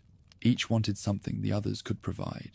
Pompey, land for his soldiers; Crassus, relief for his creditors; Caesar, a command vast enough to match his ambition. Their pact worked. Caesar won the consulship and used it to push through legislation that satisfied both allies and infuriated traditionalists. Then, as his term ended, he secured a proconsular command in Gaul, a frontier rich in opportunity and glory. It was meant to remove him from Rome's stage. Instead, it gave him the world as an audience. Across the Alps, he began his transformation from politician to legend. The tribes of Gaul were fierce and fractious, their lands wide and untamed. Caesar subdued them one by one, adapting tactics as swiftly as he adapted languages. His campaigns were brutal but efficient, combining engineering, propaganda, and charisma in equal measure. When rebellion erupted, he crushed it. When submission was offered, he turned enemies into allies. The legions followed him with devotion bordering on worship. Their commander shared their hardships, addressed them as comrades, and made them rich. The reports he sent back to Rome, the commentaries on the Gallic War, were masterpieces of narrative control. Written in the third person, they made conquest sound like duty and ambition like destiny. Senators rid them with awe and dread. Every victory increased his fame. Every new territory brought him further from the laws that still pretended to govern him. Meanwhile, the alliance at home decayed. Crassus, seeking his own immortality, led an army east against the Parthians, only to perish at Cari, his body lost in desert sands. The balance among the triumvirs collapsed with him. Pompey, now sole consul, styled himself defender of the Republic, conveniently forgetting how often he had bent it. The Senate, terrified of Caesar's power, rallied around him as their champion. In Gaul, Caesar understood the game. His command was nearing its end. His enemies planned to prosecute him the moment he returned without his army. To disband his legions was to die. To keep them was to defy the state. The choice was no longer between peace and war, but between survival and surrender. The decision came on a cold night in 49 BC. At the banks of the Rubicon, the river marking the border of his province, Caesar hesitated only long enough to utter the line that history would never forget: Alea iacta est, the die is cast. Crossing with a single legion, he advanced south at a pace that made diplomacy meaningless. Panic swept the capital. Senators fled. Pompey evacuated the city, taking with him the treasury and the legitimacy of the old order. What followed was swift and bloodless at first. Caesar entered Rome not as conqueror, but as magistrate, promising clemency and order. He forbade looting, spared opponents, and declared that vengeance belonged to the gods, not to men. His restraint was as calculated as his courage. By sparing his enemies, he turned them into debtors of mercy. While Pompey gathered forces in Greece, Caesar secured Italy and Spain, taking surrender after surrender without breaking stride. Each victory tightened his hold on both the army and the narrative. He wrote letters instead of manifestos, pardoned enemies instead of executing them, and called his rebellion a restoration. The Senate called him an outlaw. The people called him hope. Across the Adriatic, the two giants prepared to meet. Pompey commanded the Republic's finest legions and fleets.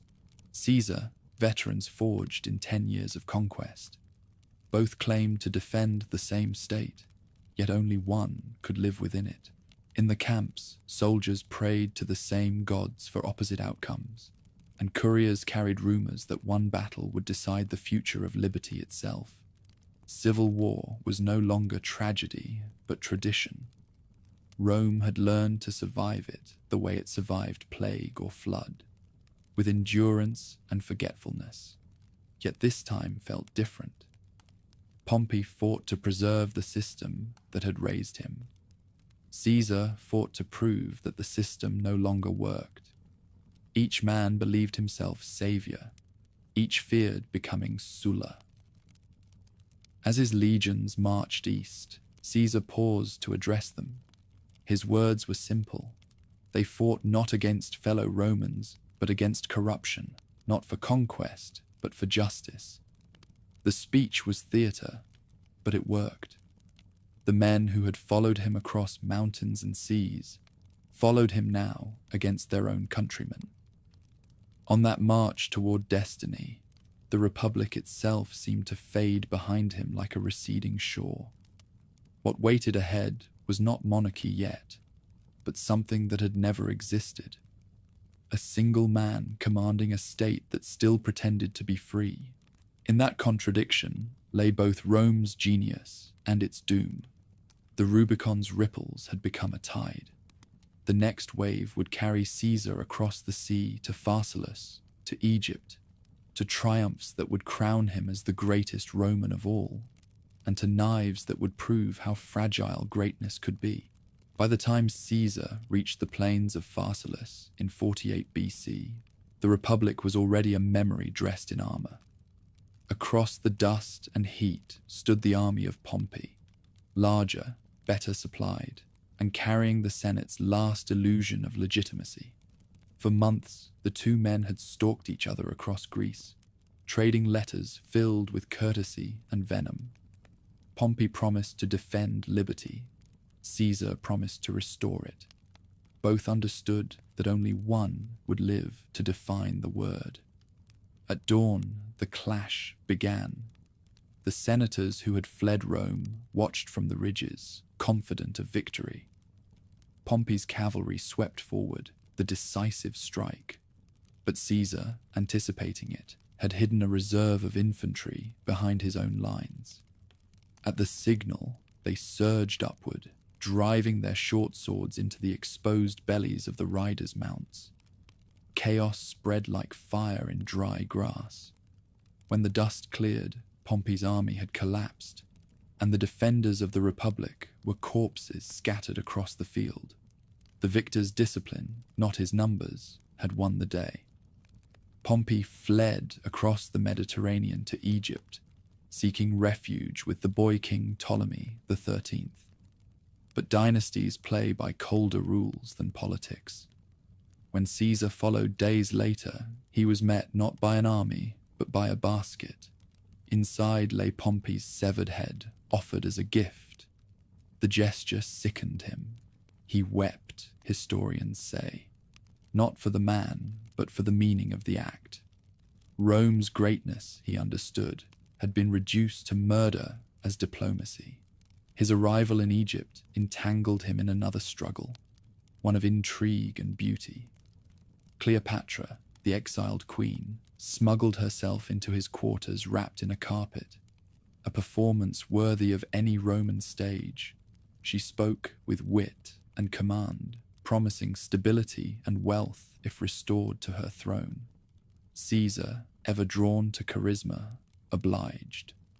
Together they subdued her brother's forces at the Nile, and when the war ended, the queen sailed beside him up the river, her barge gilded and perfumed, a vision of the East's enchantment. From that union came a son, Caesarion, and a legend that would outlive them both. When the general returned to Rome, he found a city unsure how to receive him. Some hailed him as savior, others as monarch in waiting. The Senate, desperate to retain dignity, greeted him with 1,000 honors. Dictator for a year became dictator for 10. 10 became for life. Each title was justified as necessity, to stabilize, to rebuild, to govern. The Republic's legal forms remained, but their meaning drained away like water through sand. His rule, though absolute, was not careless. Caesar governed with the energy of a man who believed his genius might outrun mortality. He restructured debt, reformed the calendar, aligning it with the sun rather than superstition, and sent colonies of veterans to distant provinces to ease the city's hunger. Citizens received land, laws, and bread. Senators received titles and flattery. His justice was swift, sometimes merciful, sometimes theatrical. Clemency became his trademark. Forgiveness, his most effective weapon. The men who had fought against him found themselves seated beside him, indebted to the magnanimity they secretly feared.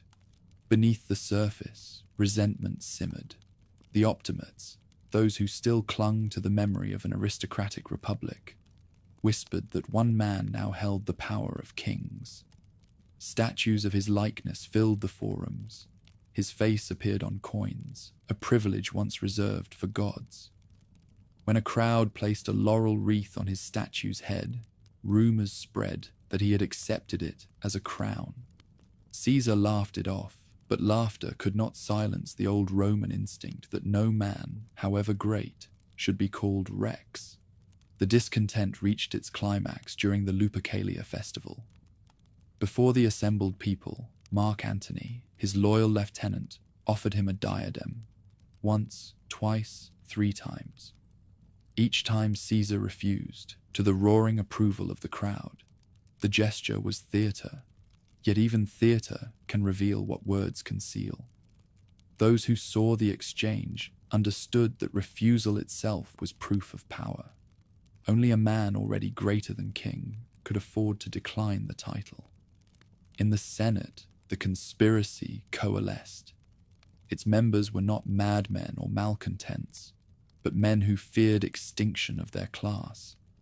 Among them were Cassius, bitter and sharp, and Marcus Junius Brutus, the very emblem of republican virtue and Caesar's former ally. The dictator trusted him, perhaps even loved him, seeing in him a reflection of the old ideals he claimed to preserve. Trust, in politics, is merely delay before betrayal. On the morning of the Ides of March, 44 BC, omens abounded. Thunder, strange lights, dreams of blood. His wife, Calpurnia, begged him to stay home. He almost agreed, until a senator came urging that the Senate intended to crown him that day. Pride triumphed over caution. Draped in his crimson robe, Caesar walked through the forum toward the Curia of Pompey, the theatre where his rival's statue still stood. Fate has a taste for symmetry. Inside, the senators rose to greet him. Then they closed in. Steel flashed. The first knife glanced off his shoulder. The second struck deep. He fought at first, then saw among the faces his friend, Brutus. "You too, my son?" he said, or perhaps only thought it. The words were enough. Resistance left him. He pulled his toga over his head and fell at the base of Pompey's statue, his blood pooling around the marble feet of the man whose ghost had never left him. The conspirators rushed into the forum, shouting, "Liberty!" But the people, stunned and leaderless, gave no cheer. They had grown accustomed to the order his rule provided. What came next was confusion. Mourning mingled with awe, grief with calculation. The Republic had regained its freedom, yet none knew what to do with it. At the funeral, Antony read aloud Caesar's will, revealing gifts to every citizen and naming his grandnephew Octavian as heir. The crowd's sorrow turned to fury. They stormed the conspirators' homes, burned them in effigy, and filled the air with cries not for liberty, but for vengeance. Rome, once more, had traded tyranny for anarchy. The men who had killed a dictator to save the Republic had instead buried it with him. His body lay upon a pyre in the forum, his life consumed by the same flames that once devoured Sulla's. Yet unlike that earlier fire, this one did not fade. It lit the path for new powers, for Antony, for Octavian. for a world where Caesar's name would become a title, and the word emperor would replace citizen. For now, the smoke curled upward, black and unending. The man who had crossed rivers, mountains, and nations had crossed at last into legend. The Republic, bleeding and bewildered, stood at the edge of an age it no longer understood. The smoke from Caesar's funeral pyre drifted for days over the forum, mingling with the prayers, curses, and gossip of a city that could no longer tell grief from fear. His death had not restored liberty. It had shattered the last illusion that liberty still existed. The conspirators who called themselves liberators expected gratitude. Instead, they found themselves isolated in a city that mourned the man they had slain. Rome had killed its master, only to discover that it no longer knew how to govern itself. In the uneasy silence that followed, two men stepped forward to claim his legacy. Mark Antony, the loyal lieutenant and consummate soldier, held the loyalty of the legions and the ear of the crowd. Gaius Octavius, barely 19 and newly arrived from Apollonia, carried something even more potent: adoption. In Caesar's will, he had been named heir and posthumous son, a legal fiction with revolutionary force. The youth took his inheritance seriously. He called himself Caesar Octavianus, and from that moment, his life's purpose became clear: to avenge and succeed the man who had made him immortal. At first, few took him seriously. Antony mocked him as a boy playing politics. The Senate tried to use him as a counterweight, flattering him with promises and dismissing him in whispers. But Octavian's patience was steel wrapped in silk. He courted veterans with quiet generosity, promised the people stability, and built an army, loyal not to Rome, but to his name. Within months, he commanded 10 legions, an army conjured from Caesar's memory. Antony, meanwhile, controlled the capital. His funeral oration for Caesar had set the streets ablaze with fury, transforming public sorrow into vengeance. The crowd, roused by his words and the sight of the blood-stained toga, turned on the assassins. The liberators fled east, first to Macedonia, then to the provinces where old allies still held sway. In their wake, Antony assumed power as though destiny had anointed him. What followed was chaos without coordination. The Senate, desperate to restore order, sent forces against Antony under the command of the cautious Cicero, who hailed Octavian as the Republic's savior. For a moment, it seemed the old system might reassert itself, but victories in the field shifted the balance again. Octavian, armed with legitimacy and ambition, marched his troops toward Rome and demanded the consulship. The Senate refused. The soldiers did not. The boy who had once been dismissed as a pawn entered the city as its master. From that point, compromise was inevitable. Antony, Octavian, and Marcus Lepidus, the governor of Spain, met on a riverbank near Bononia to divide the Republic's corpse. Their alliance, known as the Second Triumvirate, was legalized by terror and bound by necessity. Each man would rule a portion of the empire: Antony the east, Octavian the west, Lepidus Africa. Together they swore vengeance on the men who had struck down Caesar. The proscriptions began almost immediately. Lists were posted in the forum, names of those condemned for treason, extortion, or simply convenience. Wealthy citizens were hunted, their properties seized to pay the armies that pursued them. Cicero, who had once defended the Republic with words, fell by the sword. His head and hands were nailed to the rostra where his orations had rung. Rome had not been this silent since Sulla's purges, and once again, silence meant safety. Across the sea, the liberators gathered their forces, Brutus and Cassius commanding the armies of the east. proclaimed themselves restorers of freedom. In 42 BC, the opposing sides met in the plains near Philippi. The battle lasted 2 days and ended with the Republic's last breath. Cassius died by his own hand. Brutus followed soon after. Antony honored his fallen enemy with burial rites, but the gesture could not mask the truth. The cause of liberty was dead, its defenders' ashes scattered on Macedonian soil. After Philippi, the victors turned upon one another. Lepidus, the weakest of the trio, was sidelined, leaving the world to be divided between Antony and Octavian. For a time, the arrangement worked. Antony took the east, vast, wealthy, and intoxicating. There in Alexandria, he met Cleopatra, the queen who had once captivated Caesar. Their alliance began as strategy and ended as legend. She saw in him a new Caesar. He saw in her the glamour and grandeur of empire itself. While Antony reveled in the luxuries of Egypt, Octavian played the Roman patriot to perfection. In Rome, he cultivated austerity, portraying himself as defender of Italian virtue against the corruption of the East. His propaganda was subtle and relentless. Coins depicted him as Caesar's rightful heir. Poets praised his chastity and discipline.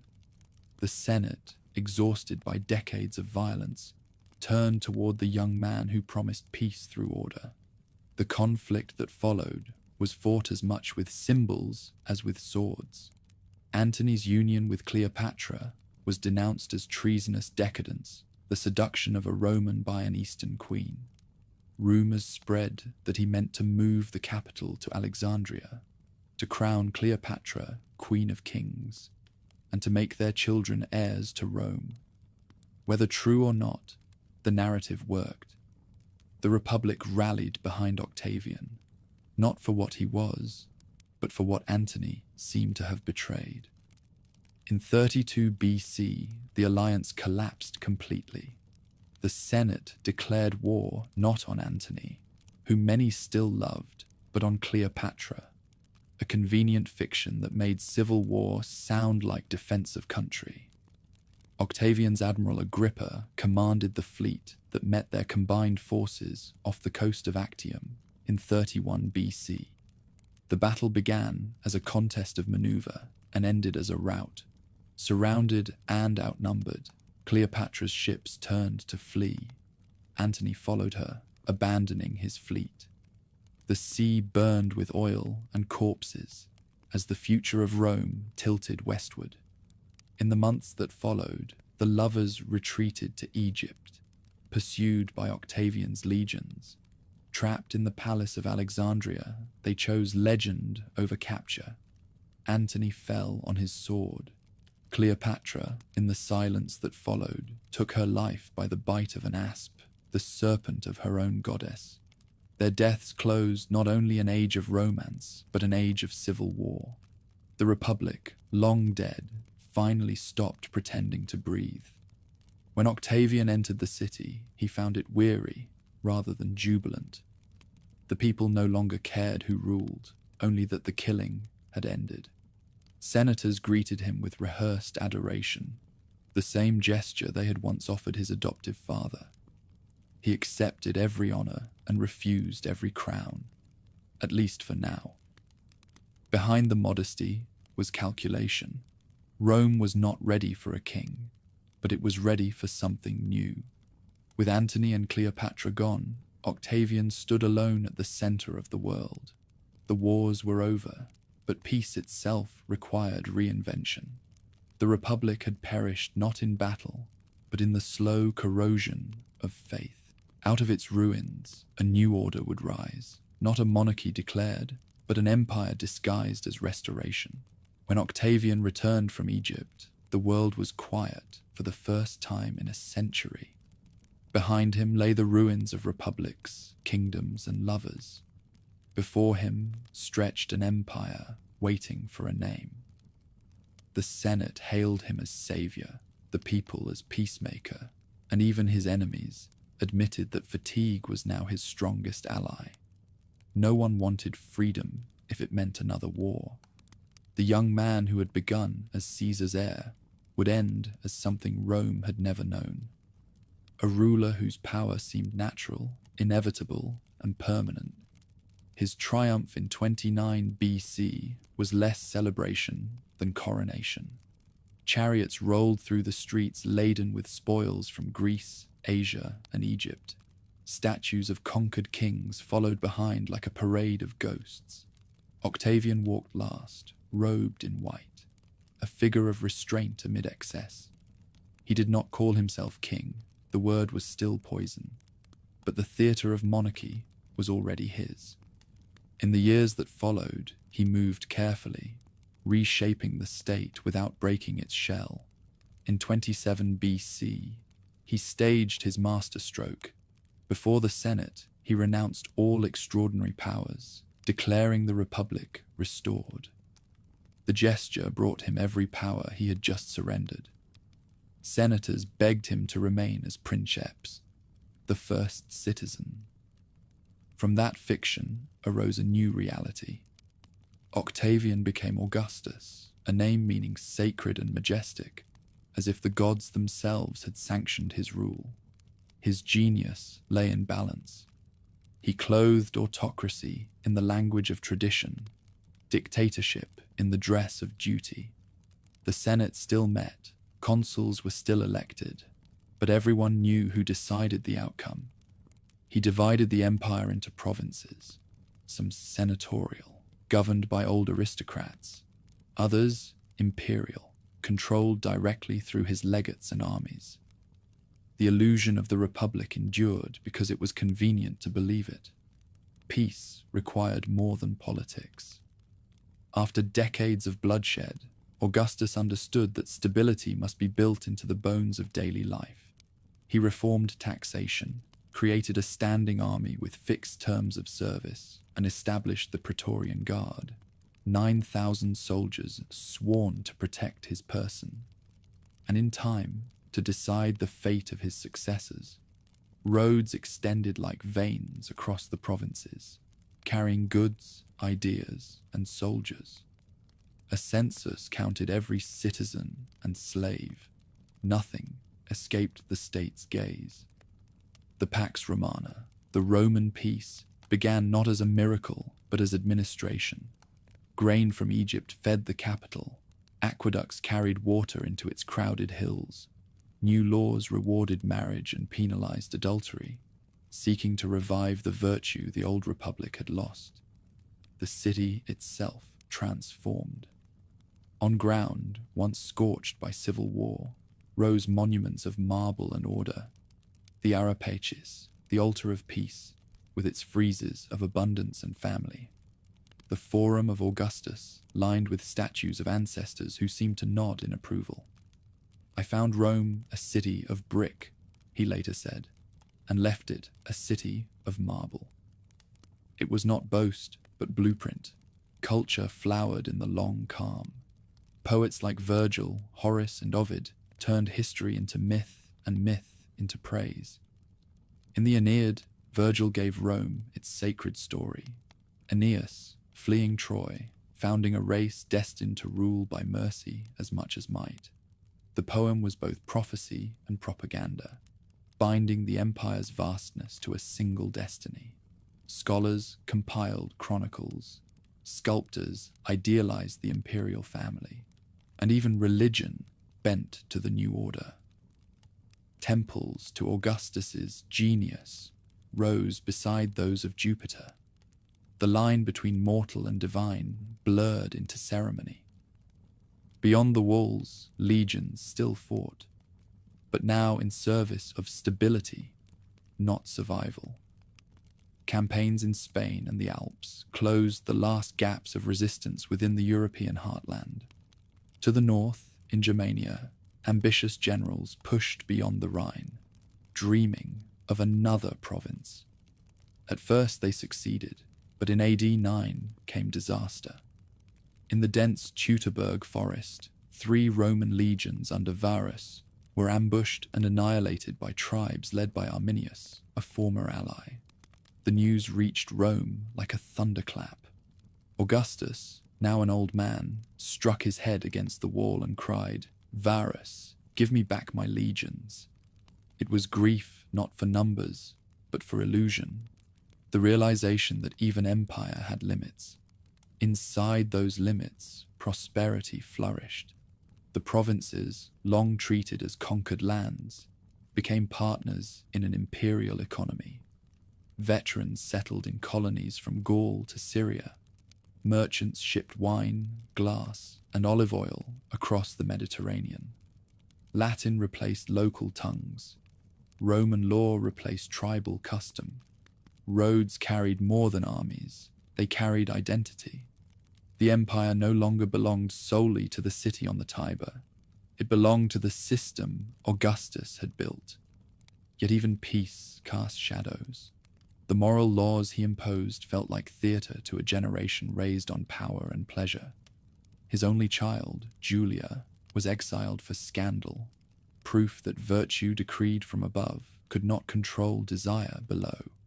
The Senate, obedient and ornamental, forgot how to oppose. Power passed smoothly because no one dared remember a time before it. As age crept upon him, Augustus turned to the question that haunts all monarchs who pretend not to be. He had no surviving sons, only stepsons through Livia, his formidable wife. One by one, they died or fell from favor, until only Tiberius, dour and reluctant, remained. In AD 14, the first emperor of Rome died quietly at Nola, the same town where his father had once died in obscurity. The city he left behind mourned him as a god and buried him in a marble mausoleum by the river. His reign had lasted 45 years, long enough for a generation to grow up knowing no other order. The Republic had vanished without funeral or epitaph, replaced by a new vocabulary: emperor instead of consul, subjects instead of citizens, dynasty instead of debate. Yet Augustus had achieved what no ruler before him dared attempt: a peace that outlived him. The marble shone white under the Mediterranean sun, but beneath its surface ran veins of tension that would one day crack it. Still, for a brief, golden span, Rome believed the future had been mastered, and the man who had tamed it could be immortal. The age of Augustus had begun the story of empire, and ended the story of the Republic forever. The death of Augustus left Rome suspended between worship and uncertainty. No one alive could remember a time without him, and yet the empire he had built could not die with its founder. Power passed to Tiberius, his reluctant stepson, who inherited a throne disguised as a republic and an empire that still pretended to be free. He was a capable soldier and a cautious ruler, but the shadow of his predecessor followed him everywhere. The Senate called him princeps. The people called him a miser. He governed by restraint, reducing taxes, consolidating borders, and quietly distrusting everyone. In his later years, suspicion consumed him. He withdrew from Rome to the island of Capri, leaving the city in the hands of ambitious ministers who ruled through fear. Executions became ceremonies. Informers thrived. The peace of Augustus hardened into paralysis. When Tiberius finally died in AD 37, smothered perhaps by his own guards, relief swept the capital like a festival. Rome had learned the rhythm of emperors: obedience, terror, and then release. That release came in the form of Caligula, the young great-grandson of Augustus and the darling of the legions. At first, his charm revived the city: amnesties, games, generous gifts. But absolute power in an untested mind breeds delirium. Caligula's rule descended into spectacle. He built bridges across harbors to mimic Alexander, demanded worship as a living god, and conversed with statues. When senators hesitated to adore him, he threatened to make his horse a consul, not out of humor, but contempt. In the 4th year of his reign, his own guards turned their swords against him, proving that even divinity could bleed. After the chaos came competence.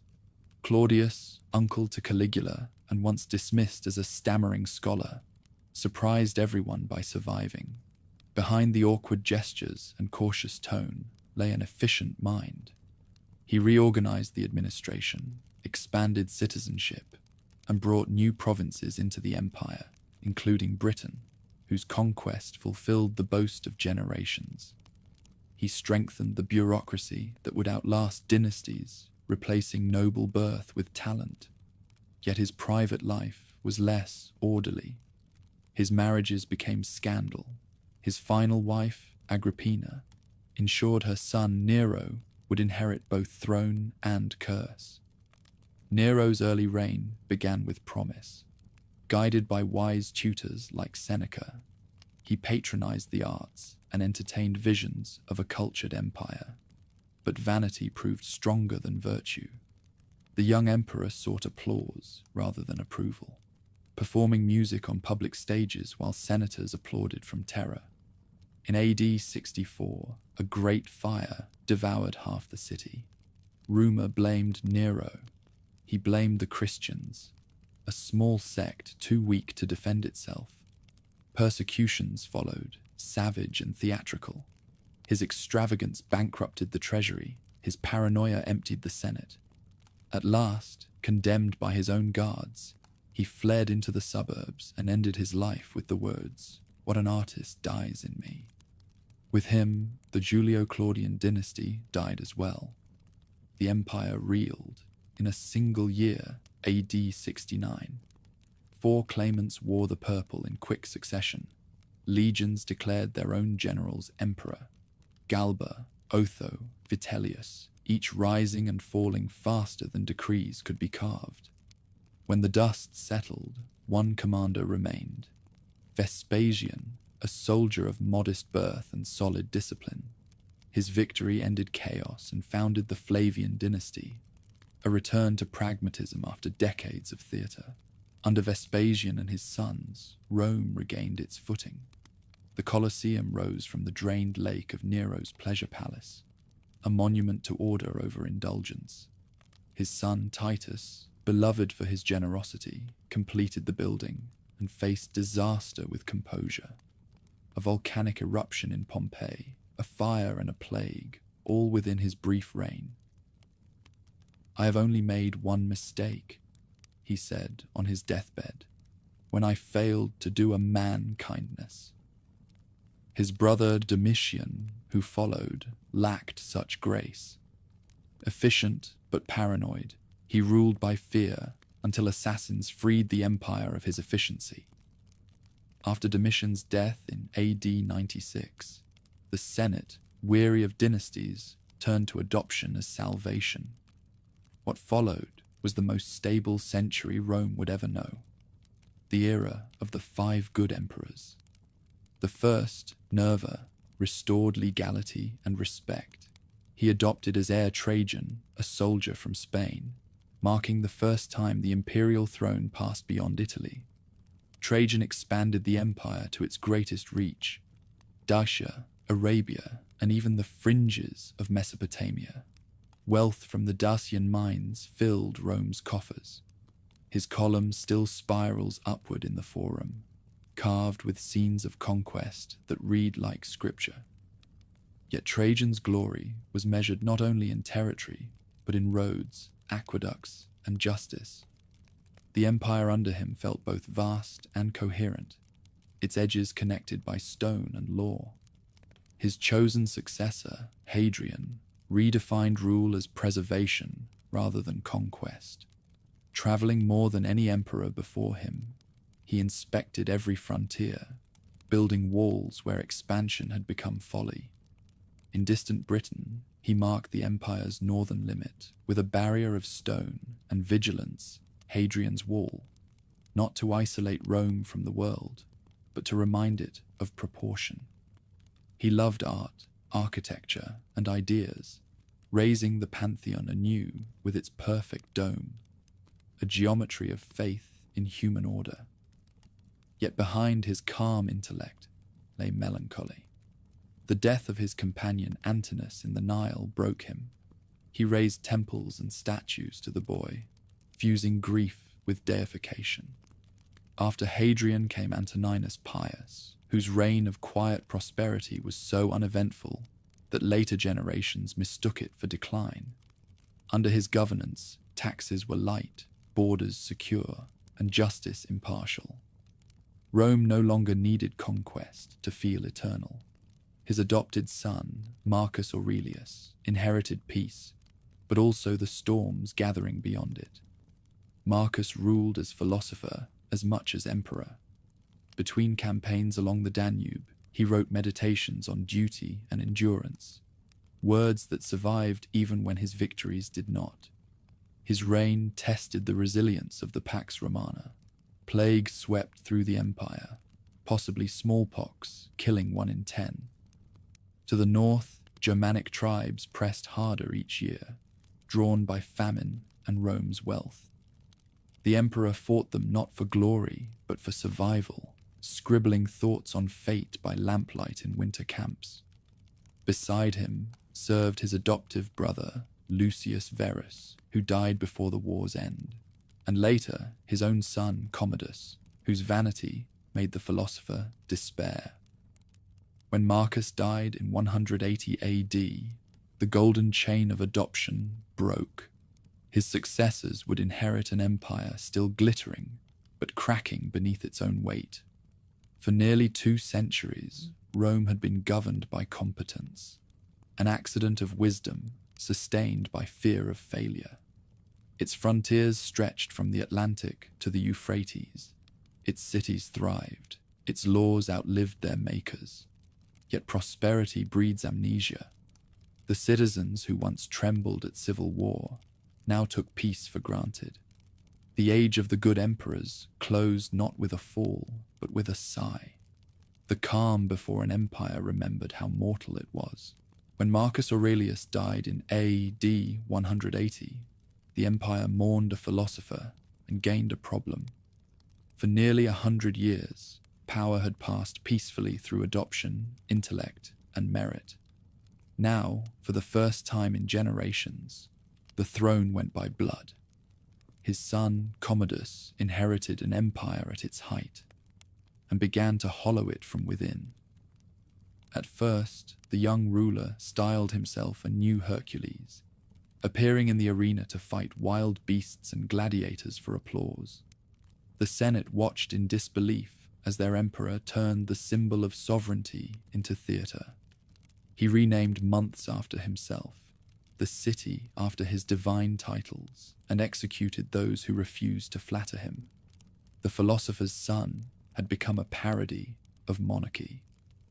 When assassins finally strangled him in his bath in AD 192, the relief was almost gratitude, but murder had become policy. The death of Commodus unleashed chaos that echoed the fall of the Republic. In a single year, 5 claimants rose and fell, generals proclaimed by their legions, bidding for empire with blood and coin. Out of the slaughter emerged Septimius Severus, a soldier from Africa, shrewd and relentless. He restored order through the army, declaring that soldiers, not senators, were the backbone of the state. Under his reign, the empire felt both secure and brittle, its peace purchased by pay raises and promises. Enrich the soldiers, he told his sons, and despise all others. It was prophecy disguised as advice. After Severus's death, his heirs, Caracalla and Geta, proved the warning true. They quarreled until Caracalla murdered his brother in their mother's arms. To secure loyalty, he extended Roman citizenship to every free inhabitant of the empire. Not from generosity, but to broaden the tax base. The gesture transformed identity, but not loyalty. The empire had become too vast to be united by law alone. The 3rd century opened like a wound. Civil wars erupted faster than they could be ended. Emperors rose from frontier legions and died within months. Historians call it the crisis of the 3rd century. 50 years of anarchy in which Rome nearly destroyed itself. Armies, made and unmade rulers. Provinces broke away to form their own empires. And invasions from Goths, Persians, and countless others pressed every border. Plague swept through the cities. Coins were debased until silver shrank to a ghost of itself, its content falling from 95% to 5%. Inflation devoured savings, trade faltered, faith in the old gods dissolved. And yet, amid the ruin, the machinery of empire kept turning. Roads still carried messengers, courts still issued decrees, taxes still found their way to the capital. The idea of Rome proved harder to kill than its rulers. Stability returned, briefly, under Diocletian, a peasant-turned-emperor whose genius was organization, not charisma. He understood that no single man could command so vast a world. To survive, Rome would have to divide. In 293, he created the Tetrarchy, a rule of 4, 2 senior emperors, called Augusti, and 2 juniors, the Caesars. The system worked by mathematics, not affection. Each governed a quarter of the empire, sharing authority while pretending to unity. It was bureaucracy elevated to theology. Diocletian also sought to control the economy's collapse. He issued the edict on maximum prices, fixing the cost of everything from grain to labor. But markets defy decrees. Traders vanished, goods disappeared, and black markets flourished. Inflation remained immortal. Still, he reformed the army, strengthened borders, and enforced a persecution of Christians so harsh that it produced martyrs faster than it produced results. Eventually, exhausted by his own order, Diocletian did what no emperor before him had dared. He abdicated. Retiring to his palace in Dalmatia, he spent his final years tending gardens, while the empire he had divided began to reunite under stronger wills.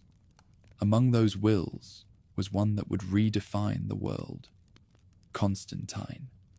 Rising through war and intrigue, he emerged from civil conflict as sole ruler in 324.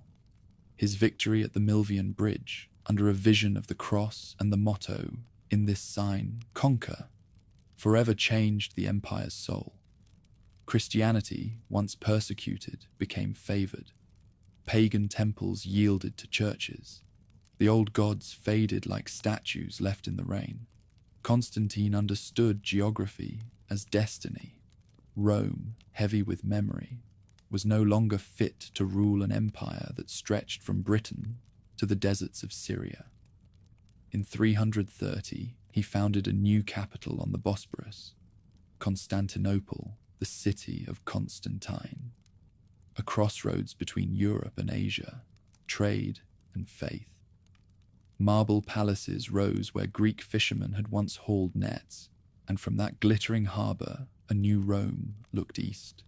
The centuries that followed were an age of division disguised as endurance. The empire split permanently into 2 halves. The eastern, centered on Constantinople, rich and resilient, and the western, governed from Ravenna, impoverished and exposed. The east had gold and grain. The west had memory and pride. Over time, pride proved the weaker defense. In the west, waves of barbarian migrations, Visigoths, Vandals, Huns, crashed against the frontiers. Some came as invaders, others as refugees seeking land within the empire's borders. Rome, desperate for soldiers, allowed them to settle as federati, allies bound by treaty but loyal only to survival. The legions, once Roman to the bone, now spoke a dozen tongues. In 410, the unimaginable happened. The Visigoth king Alaric marched into Italy and sacked Rome itself. For 3 days, fire and looting consumed the eternal city. The world that had ruled nations for 1,000 years lay open to plunder. Yet even then, the empire did not die. It merely shrank, as if trying to preserve its heart by sacrificing its limbs. Half a century later, even that heart gave out. In 476, a Germanic commander named Odoacer, serving as Roman general, deposed the boy emperor Romulus Augustulus. No battle marked the end, no monument the fall, just the quiet paperwork of conquest. The Senate sent the imperial regalia to Constantinople, acknowledging that one emperor was enough.